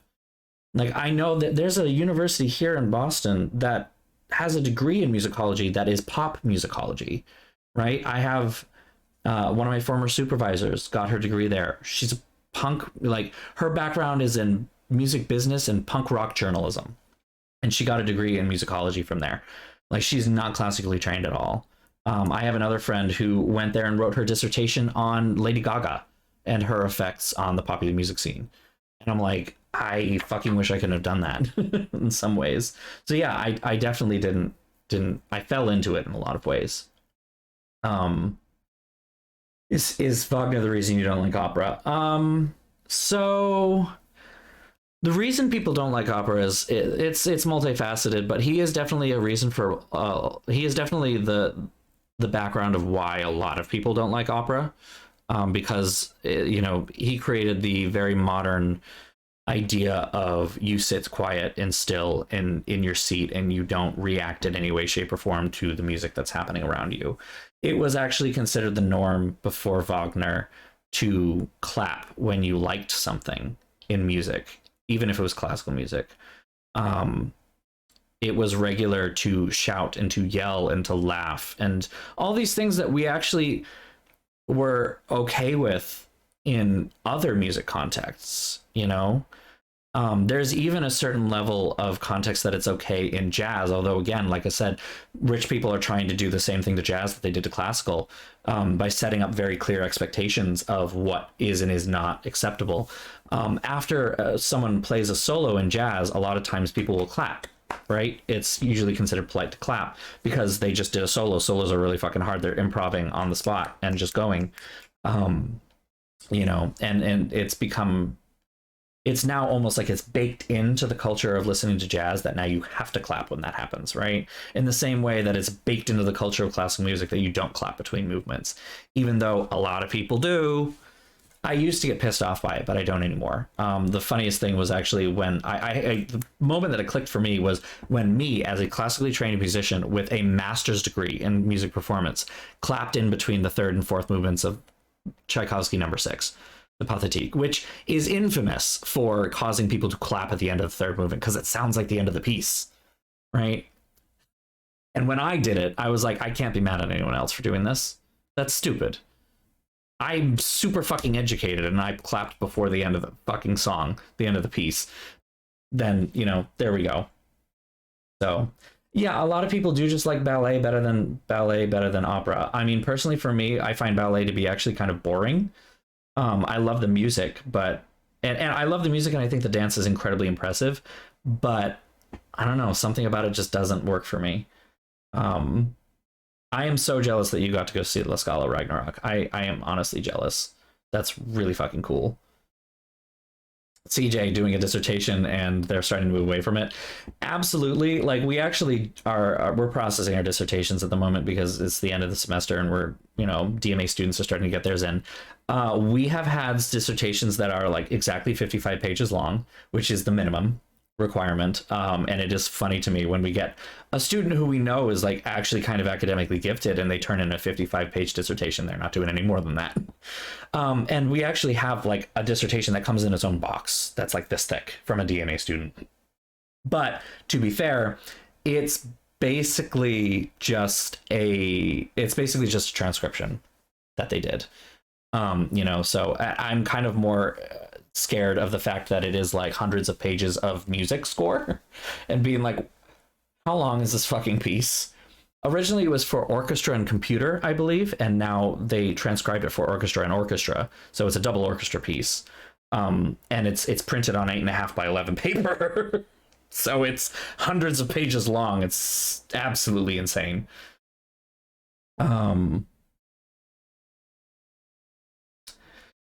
Ragnarok, interesting question. Which Romeo and Juliet ballet? Is it Prokofiev or what's the other one? Fuck. Romeo and Juliet ballet. I don't know why I'm searching for because there's the other one that's by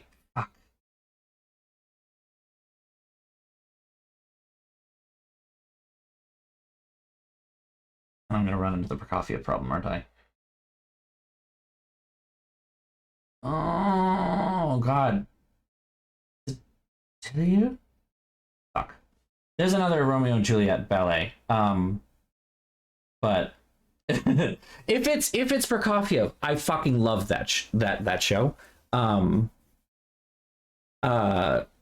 If it's Prokofiev is amazing. I love the Prokofiev one. That's the one that's bum ba-dum ba-dum ba-dum ba-dum ba-dum ba-dum bum ba-dum ba-dum ba-dum ba-dum ba-da da-da-da-da-dum ba-dum da-da-da-da-dum ba-dum ba-dum ba-dum. I wonder what my mic is doing right now. Anyway, that's the good one. I really like that one. Prokofiev was fucking great. Let's see. Work stuff. Yeah, I know. I literally haven't even gotten out of Joanna's office. It's an hour and 30 minutes into a stream that needs to end in 45 minutes. It's hilarious to me. Oh, law archives. Yeah, law librarianship is a totally fucking different beast than most other librarianship. The three big weird ones in librarianship specifically are law librarians, medical librarians, and music librarians. And I don't want to toot my own horn here, but the big thing is that we are dealing, as music librarians, we're dealing with systems that are built for words, but we have items that are not words, right? So we've got sound recordings that are just music. We've got video recordings that's like opera and ballet, right? And then we've got printed music, which is printed but not words.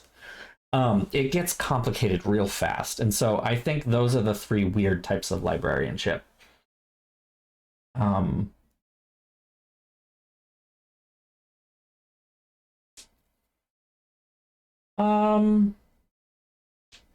So kind of responding to your point on a rooftop song about research and writing being integral to education, I think to some degree, yes. I think research definitely is.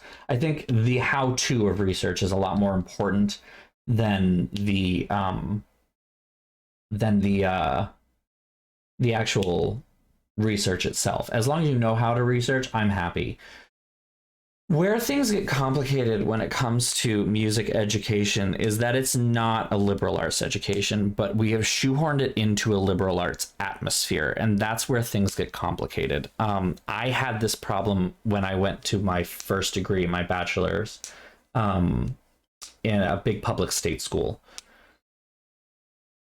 I was getting a Bachelor of Arts, which meant that I was getting a liberal arts education out of it, and that's what I wanted, and I'm glad that I got it, don't get me wrong, but the normal credit load for an undergrad is 16 credits. And at my university, that was 4 classes a semester. I was taking 23. And it's because I was a music major.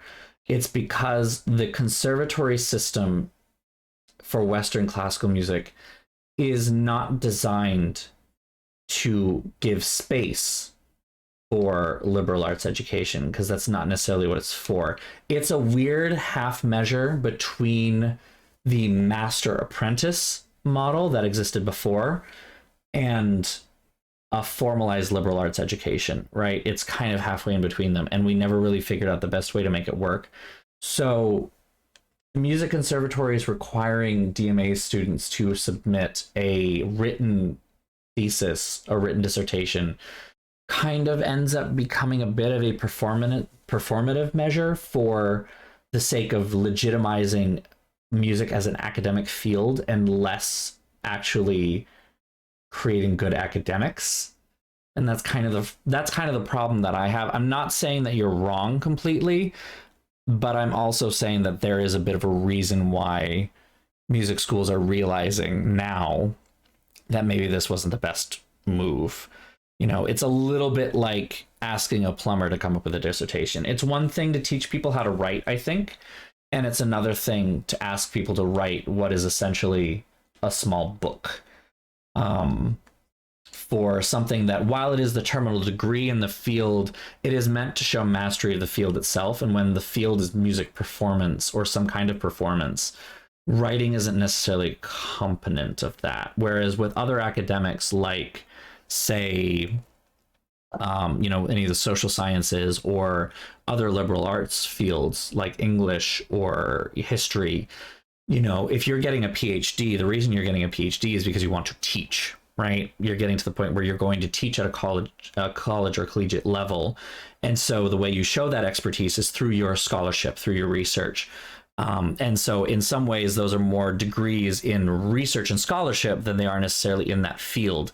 Whereas in music performance, especially, the way you show your expertise is by your performance, is by your recital, right? And that is where a lot of the drive is going, to making recitals more of the ultimate goal, the ultimate display of mastery, more than a large paper would be in that kind of environment.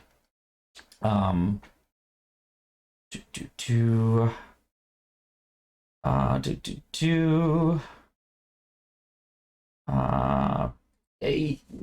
is also right that there is a part of it that is essentially, there are a lot of ESL students, ELL students that are in DMA programs and in master's programs, and they already struggle with English to some degree.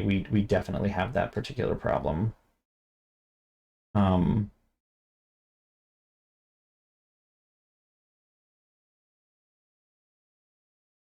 It was Prokofiev. That's awesome. It's so good. I'm so sorry you didn't get to see it, but that's so fucking good. It's a good fucking show.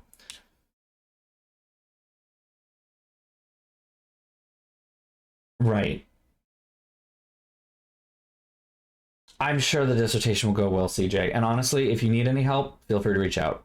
Like, if not me, then I can direct you to someone who can. Trust me. I'm not gonna lie. Dissertations are rough. Even my master's thesis was rough for me. So the thing is, I love the process of research, but I don't really like writing the papers, which is why I am amazing as a librarian. I can write really well. I just don't like doing it.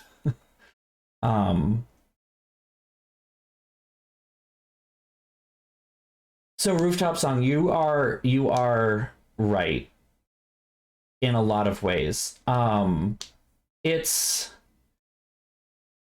It is really truly complicated in a lot of ways. I think learning how to write is an important part, and I think you're right that it is a failing of the educational system. I think that needs to be part of our liberal arts education at an earlier level, and that is kind of why I am as good at writing as I am. I can write a 5-page paper in no fucking time. And I can bullshit my way through literally anything, which is why I'm really good at interfacing with faculty. Not that they require that, but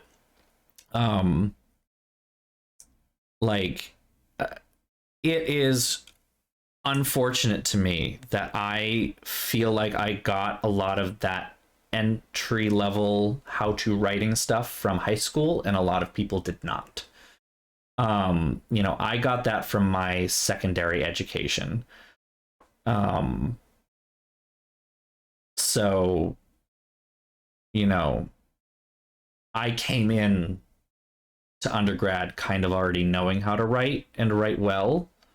My biggest problems were learning some of the mechanics, which were not as important. Things like how to do Chicago style citations for my field, because music is a Chicago field, versus MLA, which is what we were taught in high school, which, you know, my hot take is MLA is Weenie Hut Jr. and APA sucks. Chicago supremacy for life, will not budge on that topic. So I will even admit my thesis was a relatively short thing too. It's not long, and it's because it was a lecture recital. It was meant to be a fusion of performance and research that I wanted to do to showcase the way the oboe changed technologically alongside the way it changed musically and the way composers used it. Yeah, no. See, that's the thing. When I went to school, it was APA too, and I hated it. I understand it completely, which gives me enough confidence to say why I hate it so much. So,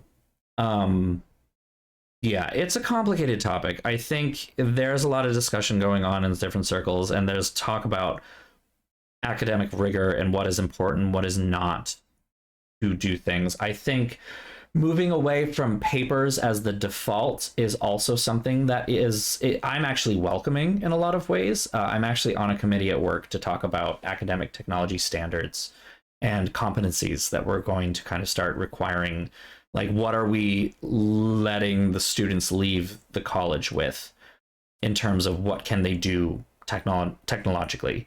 And there are some very specific music concerns in there, like how to record yourself. What are the differences between a boom mic, a cardioid mic, like, you know, these kinds of things.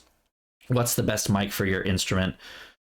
You know, so they can kind of traverse the world in a particular way. But we're also looking into ways like doing podcasts and videos instead of essays in some cases.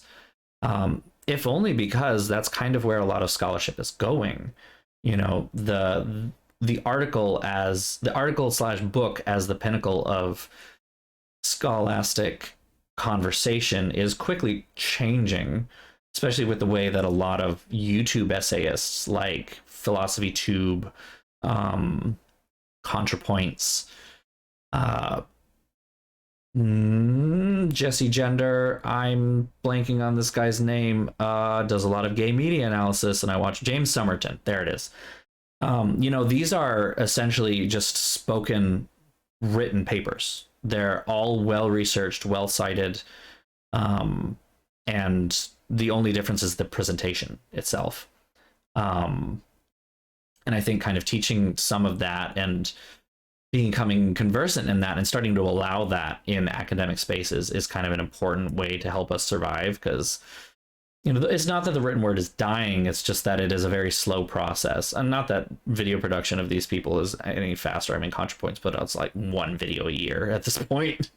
But, you know, I think, you know, scholastic conversation is changing with technology, and I think to some degree we have to keep up with that.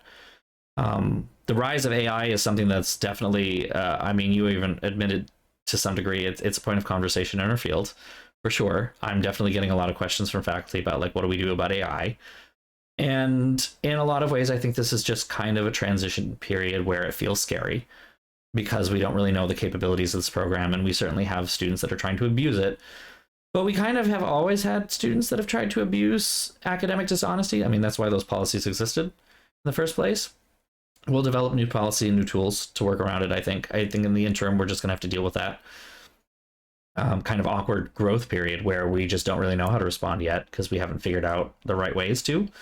And eventually AI will just become another tool that we use. I've already seen some librarians tout it as ways that we can expand our work as librarians for research, you know, using ChatGPT, for instance, as a way to generate different search terms and subject terms to search.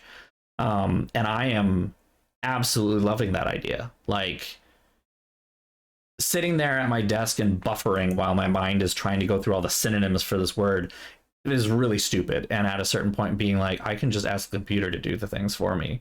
Like, kind of interesting. You know, having, in a lot of ways, I likened how I should teach and my instruction side of things, how I should teach about AI and things like ChatGPT is very similar to the way that I teach how to use citation generations. It can be a shortcut. It's not going to get you all the way. Do not rely on it. Like, citation generators will get you 90% of the way, but there will be mistakes, and you need to edit for those mistakes. And in order to edit for those mistakes, you need to know how to create a citation from scratch. So you're going to have to learn anyway, right? In the same kind of way, you can use ChatGPT to create an outline, but there are going to be mistakes in that outline, right? There are going to be things that you might want to move around. There are going to be different parts that won't quite fit in with what you want to say. You know, it's... The thing is that AI isn't really AI right now. It's not actually intelligent. It's just remixing things that it already knows or can pull from. And the other thing is that it's terribly unreliable. ChatGPT, for instance, lies frequently. It's not that it's intending to necessarily, but I think it's just because, you know, if you ask it a question, it may not give you an answer that is true.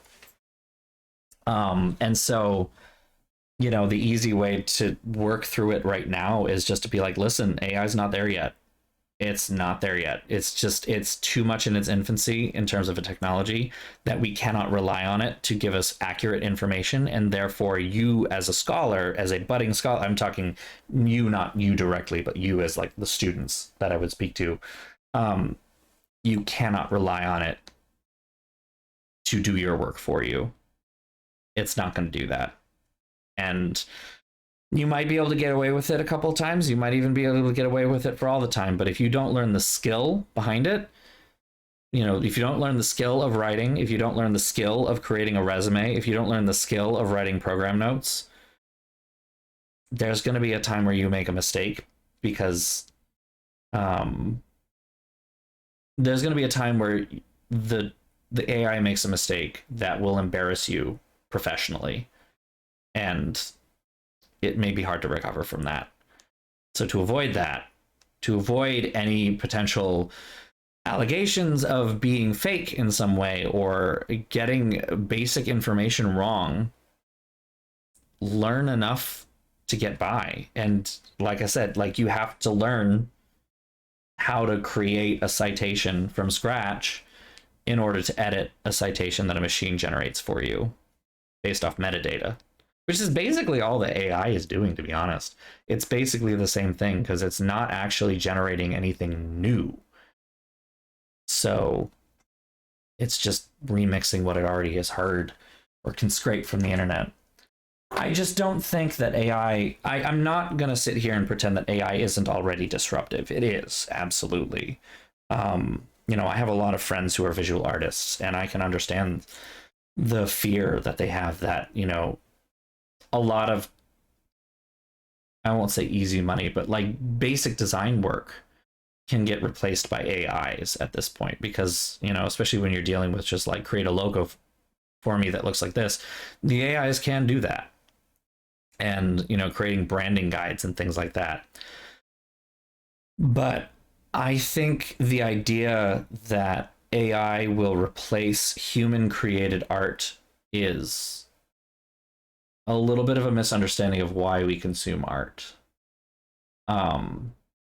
You know, I watched a video not too long ago of a vocal coach listening to an AI, quote unquote AI, because again, this is not artificial intelligence really, it's just remixing what it knows. An AI generated Lady Gaga cover by Ariana Grande. So it's an AI generated voice of Ariana Grande's, you know, AI pretending to be Ariana Grande singing a Lady Gaga song. And sitting and listening to it, even myself, I was fooled for a bit, not gonna lie. It sounded pretty good. It was kind of surprising. But then I heard a couple of things that cued me, and while that's partly because I have a music education, you know, I could hear that, for instance, there was vocal fry in the upper range, which is impossible. It's literally impossible and not physical. Vocal fry being like kind of stuff, like when you're singing, that can only be done in the mid range, and it can, I mean, even when you're not singing, it can only be done in the mid range. And the fact that the AI put it in the upper range when she's in a head voice, it's not doable. But like the AI was breathing and stuff like that, so it was kind of like bizarre to listen to that. The vocal coach, you know, listened to that, listened to a bunch of different things, and was like, I'm impressed, I'm not gonna lie. And I would not be surprised if at some point on the charts we have a fully AI generated song. But AI can only, first of all, they can only really remix what they know. So you're never gonna get anything new, nothing innovative. And people want that, ultimately. You know, at some point, you know, you can listen to the same thing over and over again, but at some point you want something new. So, you know, people are going to be looking for that. And art as a whole is kind of created to explain the human condition and iterate upon it. And a machine just can't do that. It just can't do that. No matter how intelligent it truly does end up getting, if it ever does. You know, if we do actually get to a point where a machine can actually truly think, then maybe it will be able to pontificate upon machine experience, but it cannot pontificate upon a human experience. It just can't. It's not going to be able to. I don't think it's going to be a long time before we're able to get a machine to feel, I think. We might be able to get a machine to think within my lifetime, but I don't see it happening where it can actually feel. Because emotions are far too complicated to code. Far too complicated. So I don't know. I think AI is disruptive in that it is a brand new tool that is totally new, in the same way that computers and personal computing became a totally new tool that upended so many decades of understanding and background. I mean, there were a lot of similar things being said about computers when they first came on the scene in academic spaces, of like, it's going to promote cheating, it's going to, you know, degrade the ability to write and things like that. And we have kind of adapted. We've made it work. We've used computers as a tool and enhanced what we can do. And I think AI will eventually fall into that category eventually. Problem with AI right now is who is driving the development of it, and that's tech bros who think that they are actually going to get rid of artists as a whole or never have to write papers again. But they are idiots. And at some point, they will fall flat on their faces. And, you know, they never thought computers would ever be personal desktop things either, anyway. So, I mean, IBM very famously jettisoned their personal computer division after they had one for a while. I mean, IBM ThinkPads were a thing. They sold that to Lenovo when they were kind of at peak. You know, I think it was in the 2000s when they sold their personal computer division to focus on just industrial and corporate. And, like, yeah, that worked out well.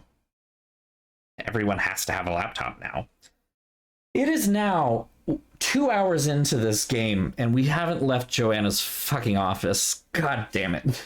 I'm sorry. Again, I'm really good at doing this thing. I wanted to wait because we have this interview with Prudence Rutherford, and we have to talk about Prudence Rutherford. How did a New York society woman like you end up in Topeka, Kansas? My husband, Herbert Lasley, was a hydro engineer. When he got appointed to head up the Kansas River Flood Control Project, naturally we came to Topeka. Hashtag play the game. I feel so attacked. Oh my god. When Herbert drowned, everyone thought I would make a beeline back to New York, but after 36 years in Topeka, I just didn't have the heart to leave. Oh my god.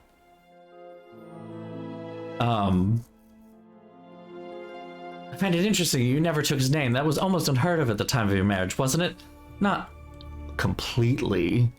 I mean, fun fact, it was actually quite common for women of higher status in nobility situations throughout all of history to maintain their name than the man that they were marrying. So, like, if you had a woman who, no, they didn't really carry. So, let's say, you know, Windsor is the family name of the royal family of England, right? So let's say you had a woman who was a Windsor, right? She wasn't necessarily, you know, very close in line of succession, so she wasn't going to become queen in her own right or anything like that. But she's a Windsor. She has a title princess or duchess or something like that, right? And then she marries a man who has lower you know, status than her. He's going to take the last name Windsor. You know, that's honestly one of the reasons. That was one of the the interesting points, I guess, of the crown, but also of history of Queen Elizabeth II and her marriage to Prince Philip, because he was very, very hardcore. My children should have my name, Mountbatten. They do not. They are Mountbatten Windsors. So the House of Windsor still exists. No, you're fine. I know. It's okay. I'm not going to take complete blame for it. And it was good. And I had a good time. And it was great. And I've maintained 6 or 7 viewers the whole time. So obviously you're all interested in listening to me rant about this shit. So I did something right. I love that they're like, culture and entertainment. Don't underestimate Topeka. Arts are well and alive. Theater, symphony, 20 art galleries, St. Patrick's Day Parade, Corn Growers Ball. Topeka Commission for the Arts. It is the capital of Kansas, after all. I don't want to sound like a Northeast coastal elite, but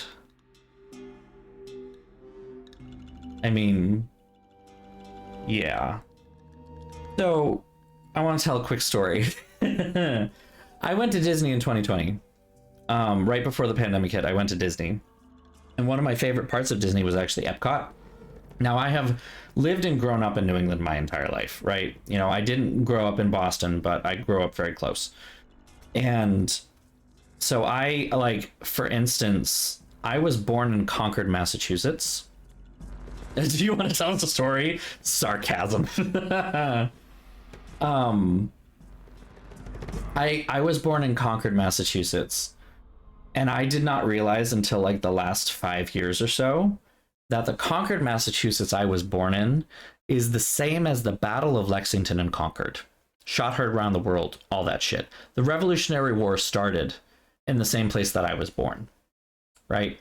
That connection did not get made for a long time, because to me, Concord, Massachusetts, as it exists in the place that I go to, is just a town of rich people and a hospital that's better than the ones in southern New Hampshire, right?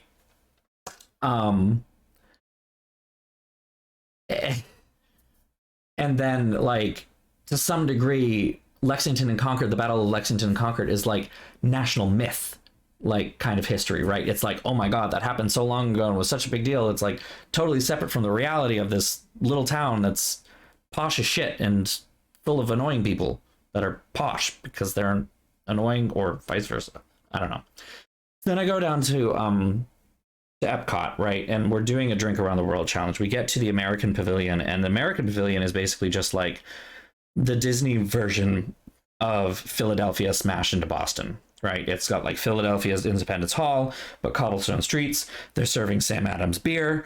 Like, I'm looking around and I'm like, I live in the place that this is based off of. And I'm looking around all of this being like, this looks so fake to me, because I know what real cobblestone streets look like, but I see what they did here, right?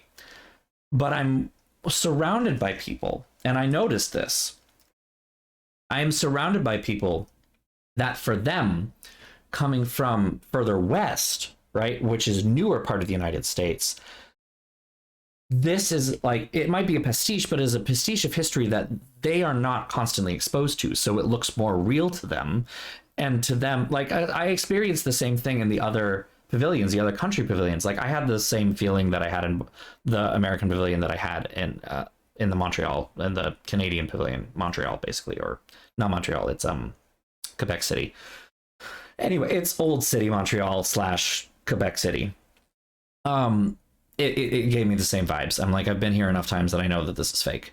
And like my brain, but like in the Italian pavilion or the French pavilion, my brain was telling me this is fake.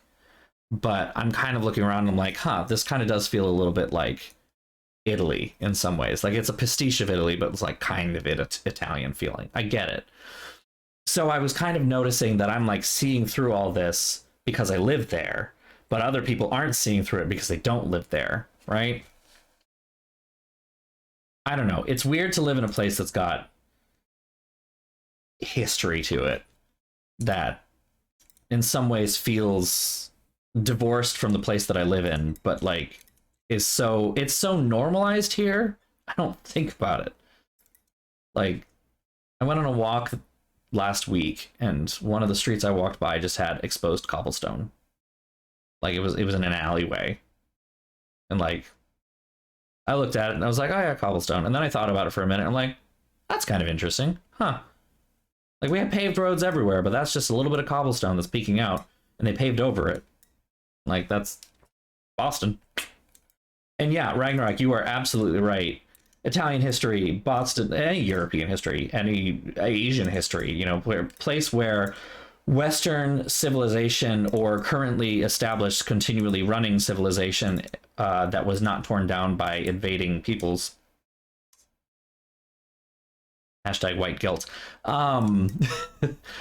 You know, puts the United States to shame in a lot of ways, you know, in terms of the amount of history that's there and the amount of old. But at the same time, like, it is so bizarre sometimes being from the oldest part of this country, in terms of its current understanding of itself, I suppose. And even just going anywhere else and being so used to the concept of, yeah, the North End was like a huge deal in the 1900s, and, you know, around the corner from Haymarket was where the revolution was created, and we have buildings that predate this country. You know, my hometown is actually the second iteration of the town in that area of New Hampshire. The first one is about a mile away from the town center that currently exists. The town center that currently exists, the town that I was from, was founded in the late 1800s, but the town before it was like 17th century. It was like 1600s. It was fully like Puritans, you know, like. So, and it's like an architectural site that is also nature trails, so you can just go, like, walk around and see the like the outline of these basements that existed from the fucking 1660s, and just have a moment where you're like, this is almost 500 years old. Hold on, fuck. And then I go to St. Louis like I did last March, and I'm just like, nothing here is newer than like 1850 or older than 1850. You know, like, nothing existed. Like, none of this existed here before then. It was so bizarre. It's so bizarre. I kind of feel the same way in Chicago, even. Like, Chicago is older in terms of Midwestern cities, but it still really mostly dates back to the 1800s. And then, of course, there was the fire, so, you know, majority of the place burned down. But, you know, it's pretty much all late Victorian. And, like, you know, the same thing with New York, actually. New York is a little too new for me in some ways. Even though New York existed at the same time Boston existed, it was not as big of a deal as Boston was, and therefore did not have as many surviving buildings that kept going, right? A lot of colonial New York is gone. Whereas a lot of colonial Boston we still have as like monuments and shit. So you go to New York and it's like, it's all grid and everything's laid out nicely, and you know exactly where you are based on the names of the streets that are there. The train system, even to some degree, makes a lot more sense than ours. The roads are, like I said, a grid versus Boston, which looks like someone dropped spaghetti from space and just said, go for it, you know. But like, that's because we're old as shit. We're not as old as London, but we're still pretty fucking old for the United States. So it's just, and yeah, that age and that oldness comes with a lot of culture that I just take for granted. Like, we have, hold on, Symphony, Philharmonic, Longwood, at least 3 or 4 professional orchestras just in Boston.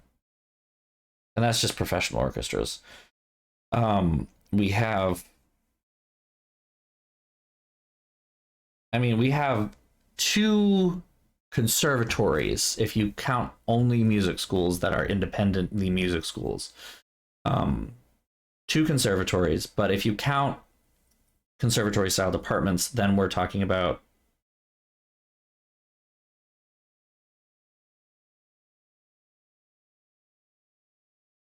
at least 6. And Boston's a small, tiny little city. So yeah, like when I read this, Topeka Commission for the Arts, Theater, Symphony, 20 art galleries, I'm like, 20? You only have 20? 20 is like the leather district. That's like the South End. That's like one small part of this small city. And now I don't know how big Topeka, Kansas is. I guess I should look at that. I mean, of course, this is an older game, so, you know, I'm not going to look up historical population data. Okay. Okay, never mind. I take it back. That actually might be 20 art galleries for 125,000 people might actually be, it might actually be about right. Looks like their population hasn't really changed a whole lot. It's actually been about 120,000 people since like the 90s, so that's about right. And I'm not laughing because it's, you know, less than. I'm laughing because it is much smaller. That is a 1/6 of the size of Boston, and that's just Boston proper. I won't even get into the complicated nature of Boston versus the Boston metro area. But if you count Boston's population as just who lives in the city of Boston, Massachusetts, it's like counting half of the island of Manhattan, right? Or like just counting Brooklyn and not counting Queens, Manhattan, Staten Island, all these other places, right? Because Boston, as people think of it, is like Boston, Quincy. Oh God, I need to look at a map. Zoom out here. It's Boston, Quincy, Dedham, Newton, Watertown, Cambridge, Somerville, Medford, Malden, Everett, Revere, Winthrop, Waltham, Lexington, some extent Concord even, Woburn, Stoneham, and Saugus, and Lynn. I cut it off there. And outside of that, you're dealing with like a little too far out of the city. Like Lexington, Woburn, Stoneham, those are outside the bounds of the T. So it's no longer within the bounds of the rapid transit system. But we are talking about like suburbs at that point, right? But technically the suburbs of Boston are like Watertown and Newton, even though those are pretty big cities that are touched by the rapid transit system, which I would consider to be kind of like the unofficial bounds of Boston. It's all relative, exactly. So if we talk about the greater Boston area, or like Boston metro area population greater Boston is 4.9 million. 4.9 million. Technically that region, the greater Boston region, extends up into New Hampshire and down into Rhode Island. So, it's the region forms the northern arc of the Northeast megalopolis. That's a word, megalopolis. So yeah, it's like it's complicated, but yeah, even then, Boston dwarfs Topeka, and Boston is considered small. So okay, 20 is quite a lot for them. You are correct. Anyway, this is the Fire Ruby necklace that's important. It's important. I'm supposed to end in 9 minutes. Started this game. There's literally almost no point in me even saving the game. Like, that's how... Oh my god. Oh, did I break it? Topeka Commission for the Arts. How cultured. Thank you, Nancy. How cultured. Oh, we can't look at it. Okay.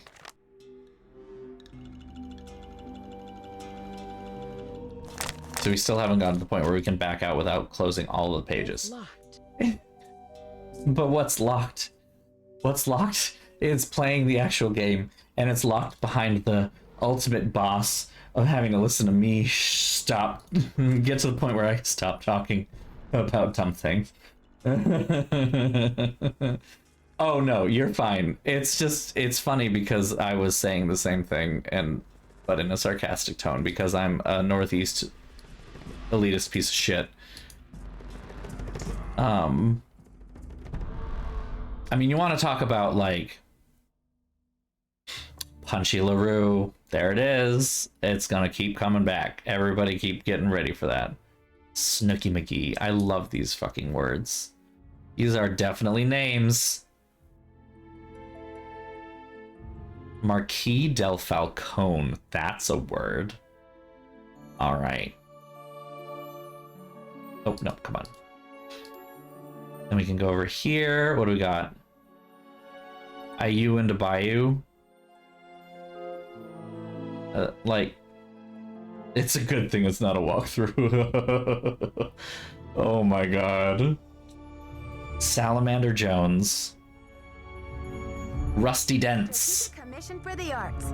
That's the organization Prudence Rutherford works for. So I want to know, for instance, why is the Topeka Commission for the Arts giving money to a museum in Washington, D.C.? That's what I don't understand. ND Fan 123. What is this? Patreon? This didn't exist back then. Vladimir Eeps. Anyway, moving away. It's such a good thing that this was not supposed to be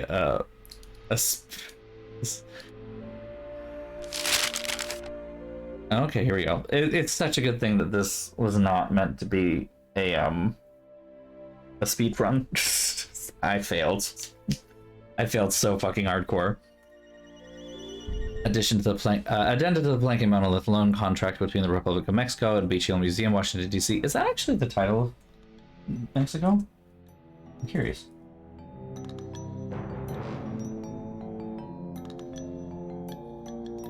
It is organized as a federal republic. Okay, there we go. Oh, but see, no, it's not called the Republic of Mexico. It is the United Mexican States. Oh. It is officially titled the United Mexican States. As I say, when I search Republic of Mexico, I get the first Mexican Republic, and that's 1824 to 1835. Interesting. A slow walk, right? You get the commentary. Let's see here. No more than 120 days, 200 days total. Beach Hill should make 2 payments of $250,000. First being paid on the execution of this contract, second be paid upon delivery or 30 days after delivery. Oh, that's later. Exclusive rights to reproduce images of property for the following derivative works: postcards, posters, t-shirts, coffee mugs, keychains, and mouse pads. Mouse pads? Okay. Oof. Date yourself. Yeah, I know. I probably could have finished the whole fucking game by now, but like, yikes. They shall assume full liability in the amount of $5 million that's been crossed out to $1 million for the property of the duration of the agreement. Jonah Riggs signed it. Alejandro Del Rio did not. Interestingly, I don't know if cultural attaches have the power to actually sign those kinds of documents. I would think that you would need the actual ambassador. Also, cultural attaché, just gonna say right now, he's a cultural attaché. It's like an ambassador from Greece. The knob is missing.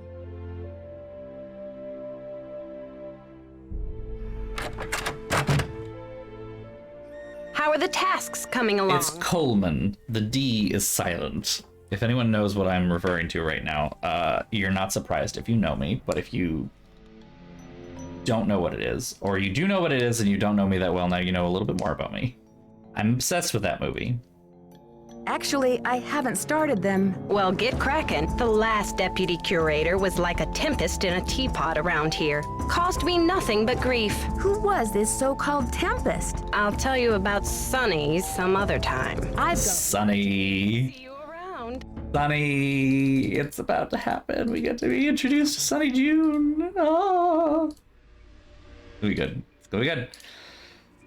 Should we just go back and look at the thing, or like actually look at some of these exhibits? Who are the Maya? Term Maya refers to a group of Mesoamerican Indians from the region of southern Mexico, North Central America, noteworthy for their cultural and scientific achievements from 1800 BCE to 1500 CE. All right, pointing this out because I feel like I talked about this relatively recent. Oh, yeah, that's right. I made a joke.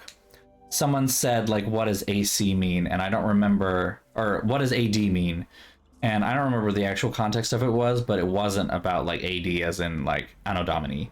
And I made the joke, oh, it refers to Anno Domini, but we've now moved on and we now refer to it as the CE Common Era in order to make it less Christian-centric. And I was like, haha, I'm here all week. But like, I don't know. For some reason recently, I've seen a couple of TikToks of like conservatives getting mad that we're no longer centering Christ or whatever bullshit. Because they're like, we were taught AD. And I'm like, I wasn't.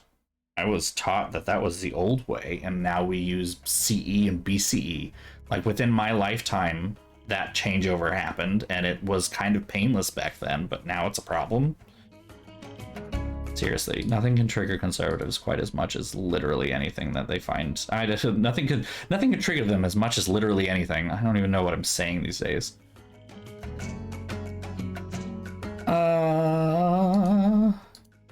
This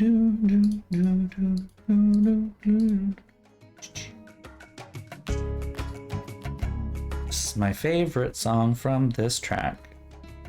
Cortazar Alvarez Palenque Expedition, circa 1955. It's locked. It's locked. Thanks, Nancy.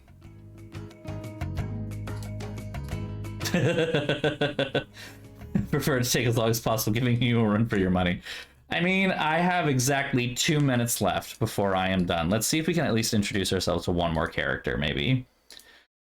It is delicious, you know, is it? But the question is it honey ham radio or is it Black Forest ham radio? These are the important questions.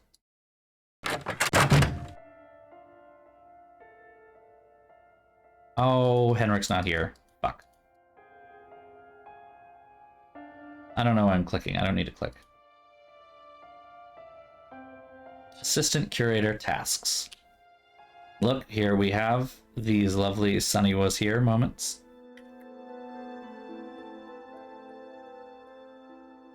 Sort out shards apart and reassemble pot. We can do that. We can do the assembly puzzle. That'll be something, and it'll feel like an important step in not being a piece of shit. It looks like some pieces are missing.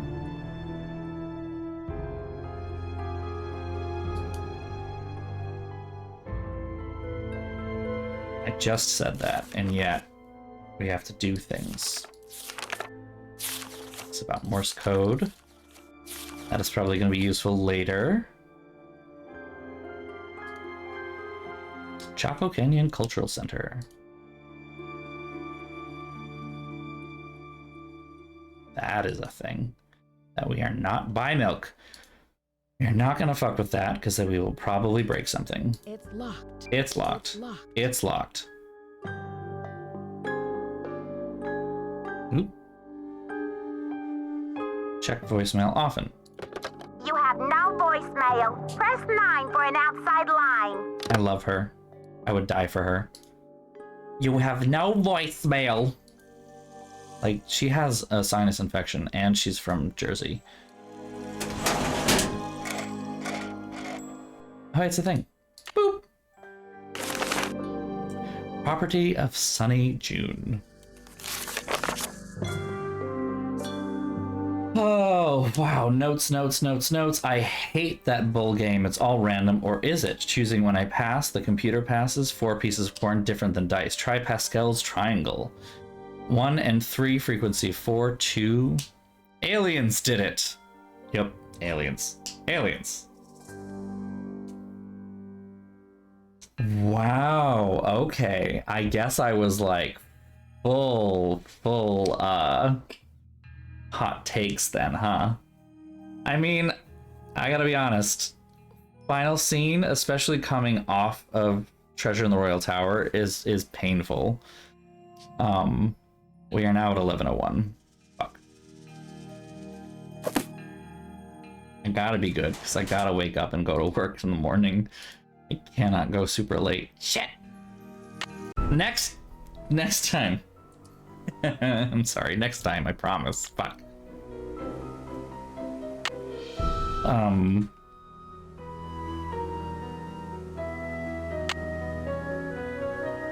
Game has been saved, and we're going to quit.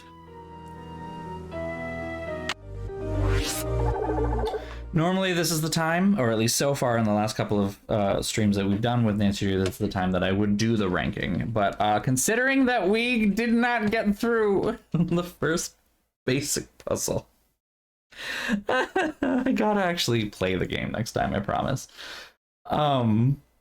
Yeah, no, I know that I had some kind of spicy takes there, but, you know, that's what community is for. We have spicy takes and we all argue about them endlessly, and then we hug and make up. Or more importantly, I guess the better way is we all argue internally, and then the minute that someone comes from outside and is like, what the fuck? And we're like, no, get the fuck away. Like, end of story. Listen, I have a 4K 32-inch monitor and a RTX 2080, which I've been looking to upgrade possibly to a 4080, and I'm streaming and playing games from the late 90s, early thousands that are edutainment and based on, and are literally made for any computer to run them. Nancy Drew deserves the best. End of story. I play other games, which is why I'm looking at those stupidly expensive parts, but whatever. We have not even talked to Henrik. No, we have not. I am terrible. I am the worst. But yeah, for going back to like rankings and things, I don't know. I've never liked Final Scene as much as I feel like I should. Exactly right. They're not allowed. They're not allowed. We can have those opinions. We can have those opinions. But yeah, no, they're just not allowed. And like, I don't know, the soundtrack for Final Scene is honestly a saving grace for it, I think. It is better than the game, but it's just not... Like, let me just double check my ranking and make sure I know exactly where it is, because I have a vague idea that I put the rankings of things lower than most of the others, but it's just all too ethereal for me, right? It's too... Yeah. No, that's right. I put Final Scene as trash in both cases. Like, just in comparison, I don't know. It gives I guess it gives the right, like, soundtrack wise, it gives the right vibe. I just don't like it, I suppose. You know, it's too ethereal. There's nothing for me to really latch onto and enjoy listening to. It's very soundtracky in a way that is not terribly fun, at least to me. And I'll admit, that's a little personal. That's subjective. As far as why it's trash tier game from the first 5 is like, I feel like I could give some passes for some jank in the first 3 games, and which is why they are ranked a bit higher. But by the time we got to Final Scene and after Treasure in the Royal Tower, where Treasure in the Royal Tower, to me, I've consistently stated, you know, Message in a Haunted Mansion felt like the first real Nancy Drew game, right? Whereas the first 2, they were trying to figure things out. Message in a Haunted Mansion, they figured out where they wanted to go with it, what they wanted to do, how they wanted to make things work. And it felt like a Nancy Drew game. Treasure in the Royal Tower had the right vibes of a Nancy Drew game. Like, it had the certain level of ridiculousness, the certain level of over-the-topness, the seriousness of something that is, you know, and that level of edutainment that the first 3 didn't really have. You know, Secrets Can Kill didn't really teach you anything. Not really, at least. It didn't have a centralized theme, I guess, to try and teach you. Stay Tuned for Danger, I guess, was maybe trying to teach you a little bit about how TV shows are produced, but like didn't really give you a lot of insight into it, really, to be honest. It was more like a bit of a fantasy of how it's produced. In some ways, is what it felt like. You got to live the fantasy. to some degree. Message in a Haunted Mansion knew what they wanted to do, just didn't do it very well. They wanted to do a bit of history of San Francisco, Asian immigrants in the United States, you know, Wild West history as these big cities were starting to grow. It just didn't do it very well. And then, right, that's the issue with Treasure in the Royal Tower, is that it had a very clear thesis. It wanted to teach about the French Revolution and Marie Antoinette. And it did to some degree. But it did present quite a bit of fiction as fact, or not necessarily refute the fiction that it was creating, which I guess is more of the problem. But to me, it had much better and more interesting characters that I remember for more ways. I mean, Hotchkiss supremacy, end of story. She is my favorite character, hands down. I will, like, there's literally no one else that she, like, to me, Hotchkiss is top tier, end of story. No one touches her. I love her so much. She's such a kook, and I freaking love it.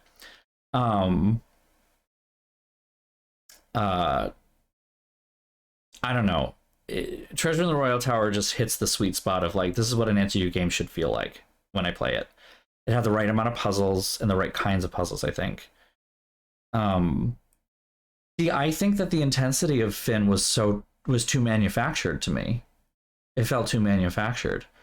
You know, Stay Tuned for Danger had the time mechanic, but it was a clearly defined time mechanic, right? Whereas Final Scene had a time mechanic that was defined by the actions you took and not necessarily the actual time that passed. And yeah, same for me, Rooftop Song. Finn's story just doesn't really do it for me. If it just doesn't feel, I don't know. It doesn't do it for me. It just doesn't. I don't really like it very much. I understand why people do, I guess, is the better way to put this. This is a game where I was hesitant to put it in trash. I ended up putting it there because I could not, in my own ranking, honestly put it at the same level as Stay Tuned for Danger. I could put it at the same level as Secrets Can Kill, perhaps, but if Secrets Can Kill and Stay Tuned for Danger is sharing a category, I can't put Final Scene in that. So it's like in between okay and trash. It's actually in between, I think, what is that? It's A, B, C, D. It's in between. It's, for me, in between C and D tier as a game for me. I know that's not anywhere near your ranking because you're saying it's one of your faves, but I'm, I guess, trying to say that it is not an irredeemable game for me. It's just not one that I really particularly enjoy. And I actively dislike some parts of it. There are games that are going to be clear trash, and I feel bad that Final Scene is going to share a ranking with them. We might revise past rankings if necessary to do that, but like I have one game in mind that is it's trash for me. It is like I don't even need to play it to remember that it's trash. I hate that game so much. Yeah, I don't want to say it ahead of time.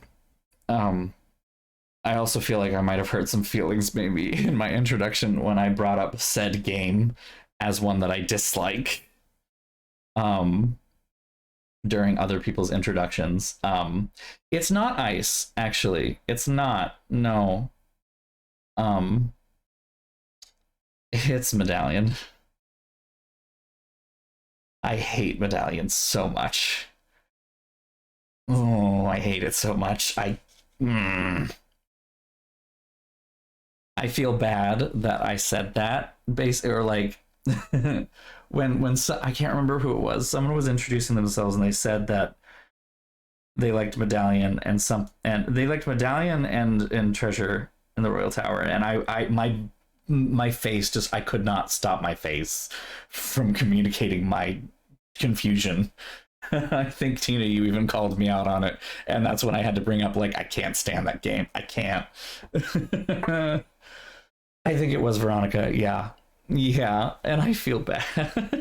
I still feel bad.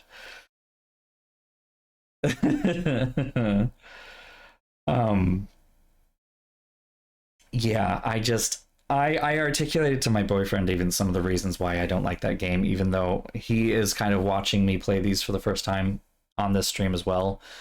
And I kind of want to try and keep some of it to be a bit of a surprise, but I couldn't stop myself from talking about this to some degree, because like one of the biggest issues I have with Med and why I hate it so much is because it introduces Sunny as an actual voiced and modeled character. And it's one of those things where Sunny June as a running joke works so well because we never meet him.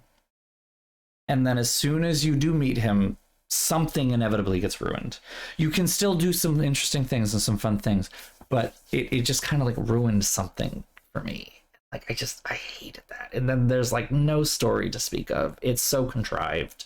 The puzzles feel like puzzles for no reason other than puzzles, which is honestly the storyline that they give you, that they are puzzles for the reason of being puzzles, which sucks. Anyway, I can't go on about it because that's for when we actually get to the game. Right. Like Sunny is a character that works so well because we never meet him. We're always one step behind this weird guy who thinks aliens built the pyramids in, you know, the Mayan pyramids, and that fashion designers in Paris are actually aliens or have, you know, stuff like that. Like, yeah, it's all right, Ragnarok. I'm sorry for keeping you here for so long with my discussion stream. I mean, a lot of people do that, so I guess I just had false advertising today. So have a good night.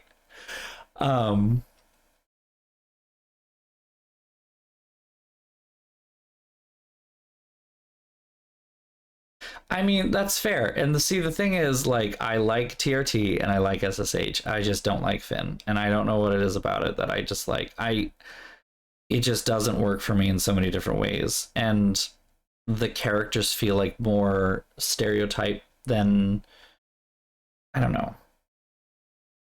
Like, don't get me wrong, we all rely on some, you know, touchstones to shorthand, you know, and I wouldn't necessarily call shorthand for characters as necessarily stereotypes, but like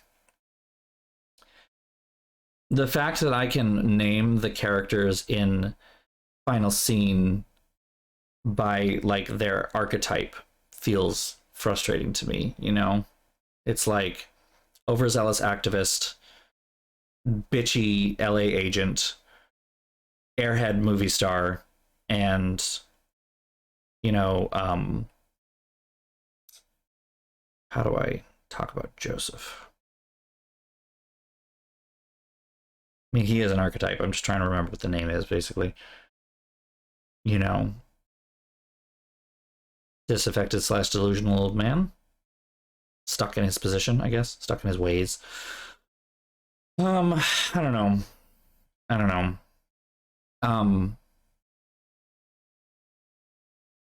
Yeah, Lisa is the weakest part of TRT, though. I'm going to go ahead and say that right away. Don't get me wrong. There are not, like, it's not a perfect game. I do love it, but it's not a perfect game. It is not my absolute favorite. It is, however, rough. Like, because of that alone. Like, especially Lisa is really the fucking worst part. As a character, even, she's the worst part.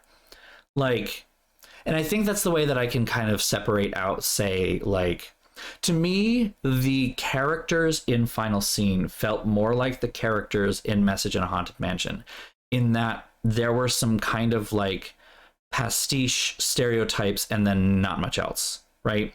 Yeah, no, he's an asshole. He's an absolute fucking dick who can't make up his mind whether he hates me or loves me, kind of a deal, you know? That was especially apparent this last playthrough where I was paying attention to it and moving a lot faster than I usually move through the games. Yeah, 2D French Ski Man, which I made the joke to. I'm like, this is not the first time that we're going to deal with an asshole from Europe who skis in this series. You know, if I had a nickel for every time we have to deal with an asshole from Europe who skis in Nancy Drew, I've had 2 nickels, which isn't a lot, but it's kind of funny that it happened twice. Actor who voices Hotchkiss also voices Simone and Harper Thornton. I did not know that. That is fucking cool. I love hearing about the vocal range on, or like the character range on VAs. They're so cool. Have a great night, Tina. Thanks for showing up to the stream. Sorry, it wasn't actually an answer to your stream. Anyway, I guess I should probably say my good nights because I also have to get to bed. I have to wake up and get to work for 8:30 in the morning, which means I need to wake up at 7:30 at the latest. And it is currently 11 o'clock, pushing 11:30. So, that's our stream for tonight.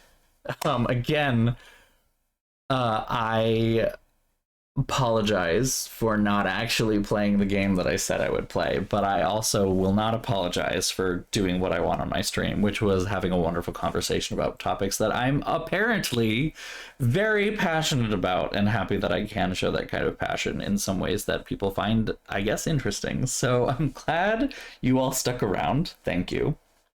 It's spiel time, so just ignore me, tune me out if you need to during this point.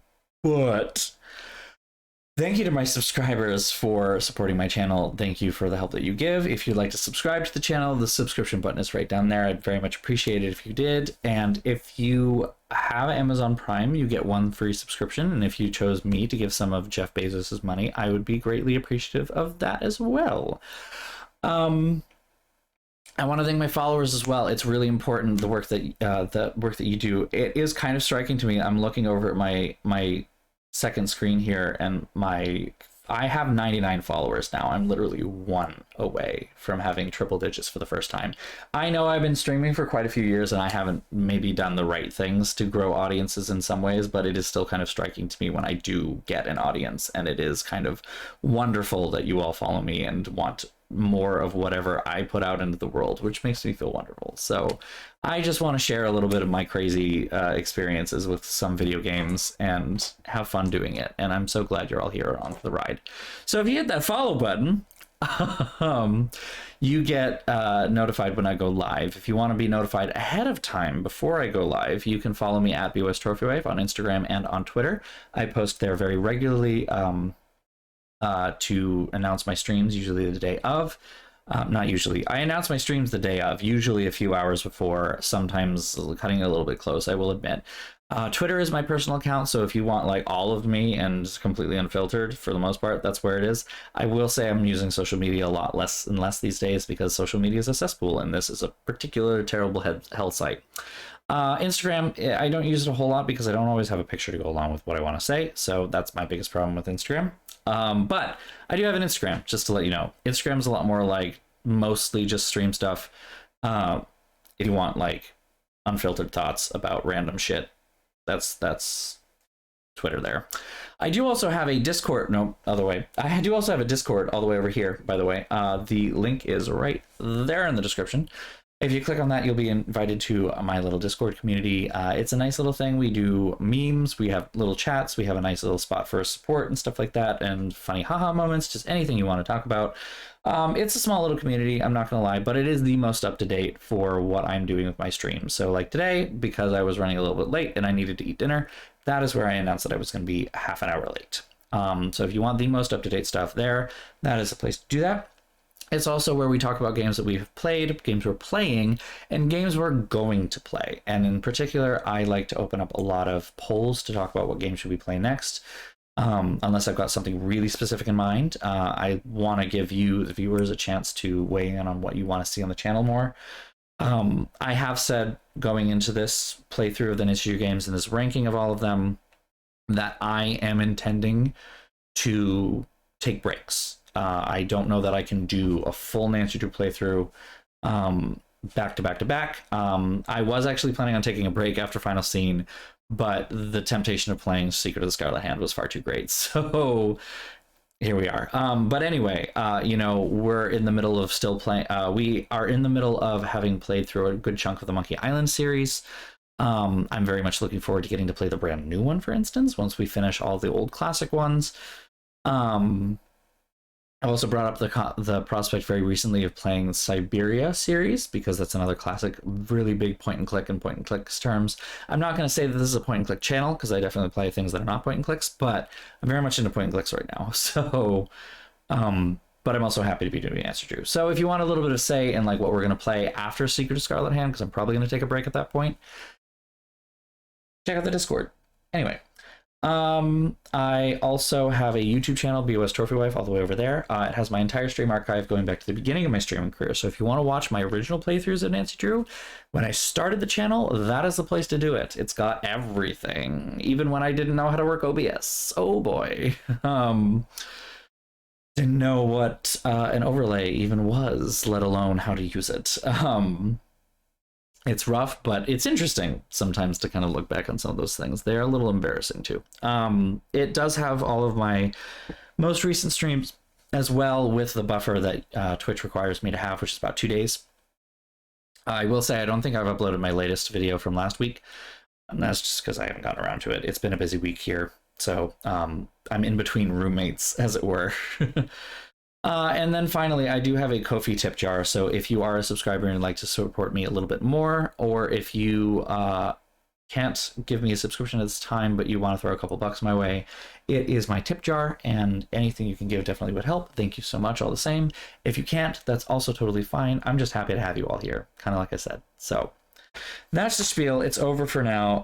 That is the end of our stream then. Thank you all so much for coming. Thank you for the wonderful chat and the wonderful conversation that we've had.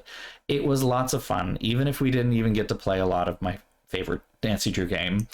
We'll have plenty of time when we pick it up again on Thursday, 8 p.m. Eastern Standard Time, or Eastern Daylight Time now, I think. Whatever. Eastern Time. We'll say that. Time zones, daylight savings, none of that makes any fucking sense. Why are we still on this stupid system that Ben Franklin came up with? Come on. Oh well. Anyway, that's it for the stream tonight. Thank you all for coming. Have a great night, a great couple of days. I'll look forward to seeing you here again on Thursday if you can make it. Thank you, and sleep well. Bye, everybody. Mwah.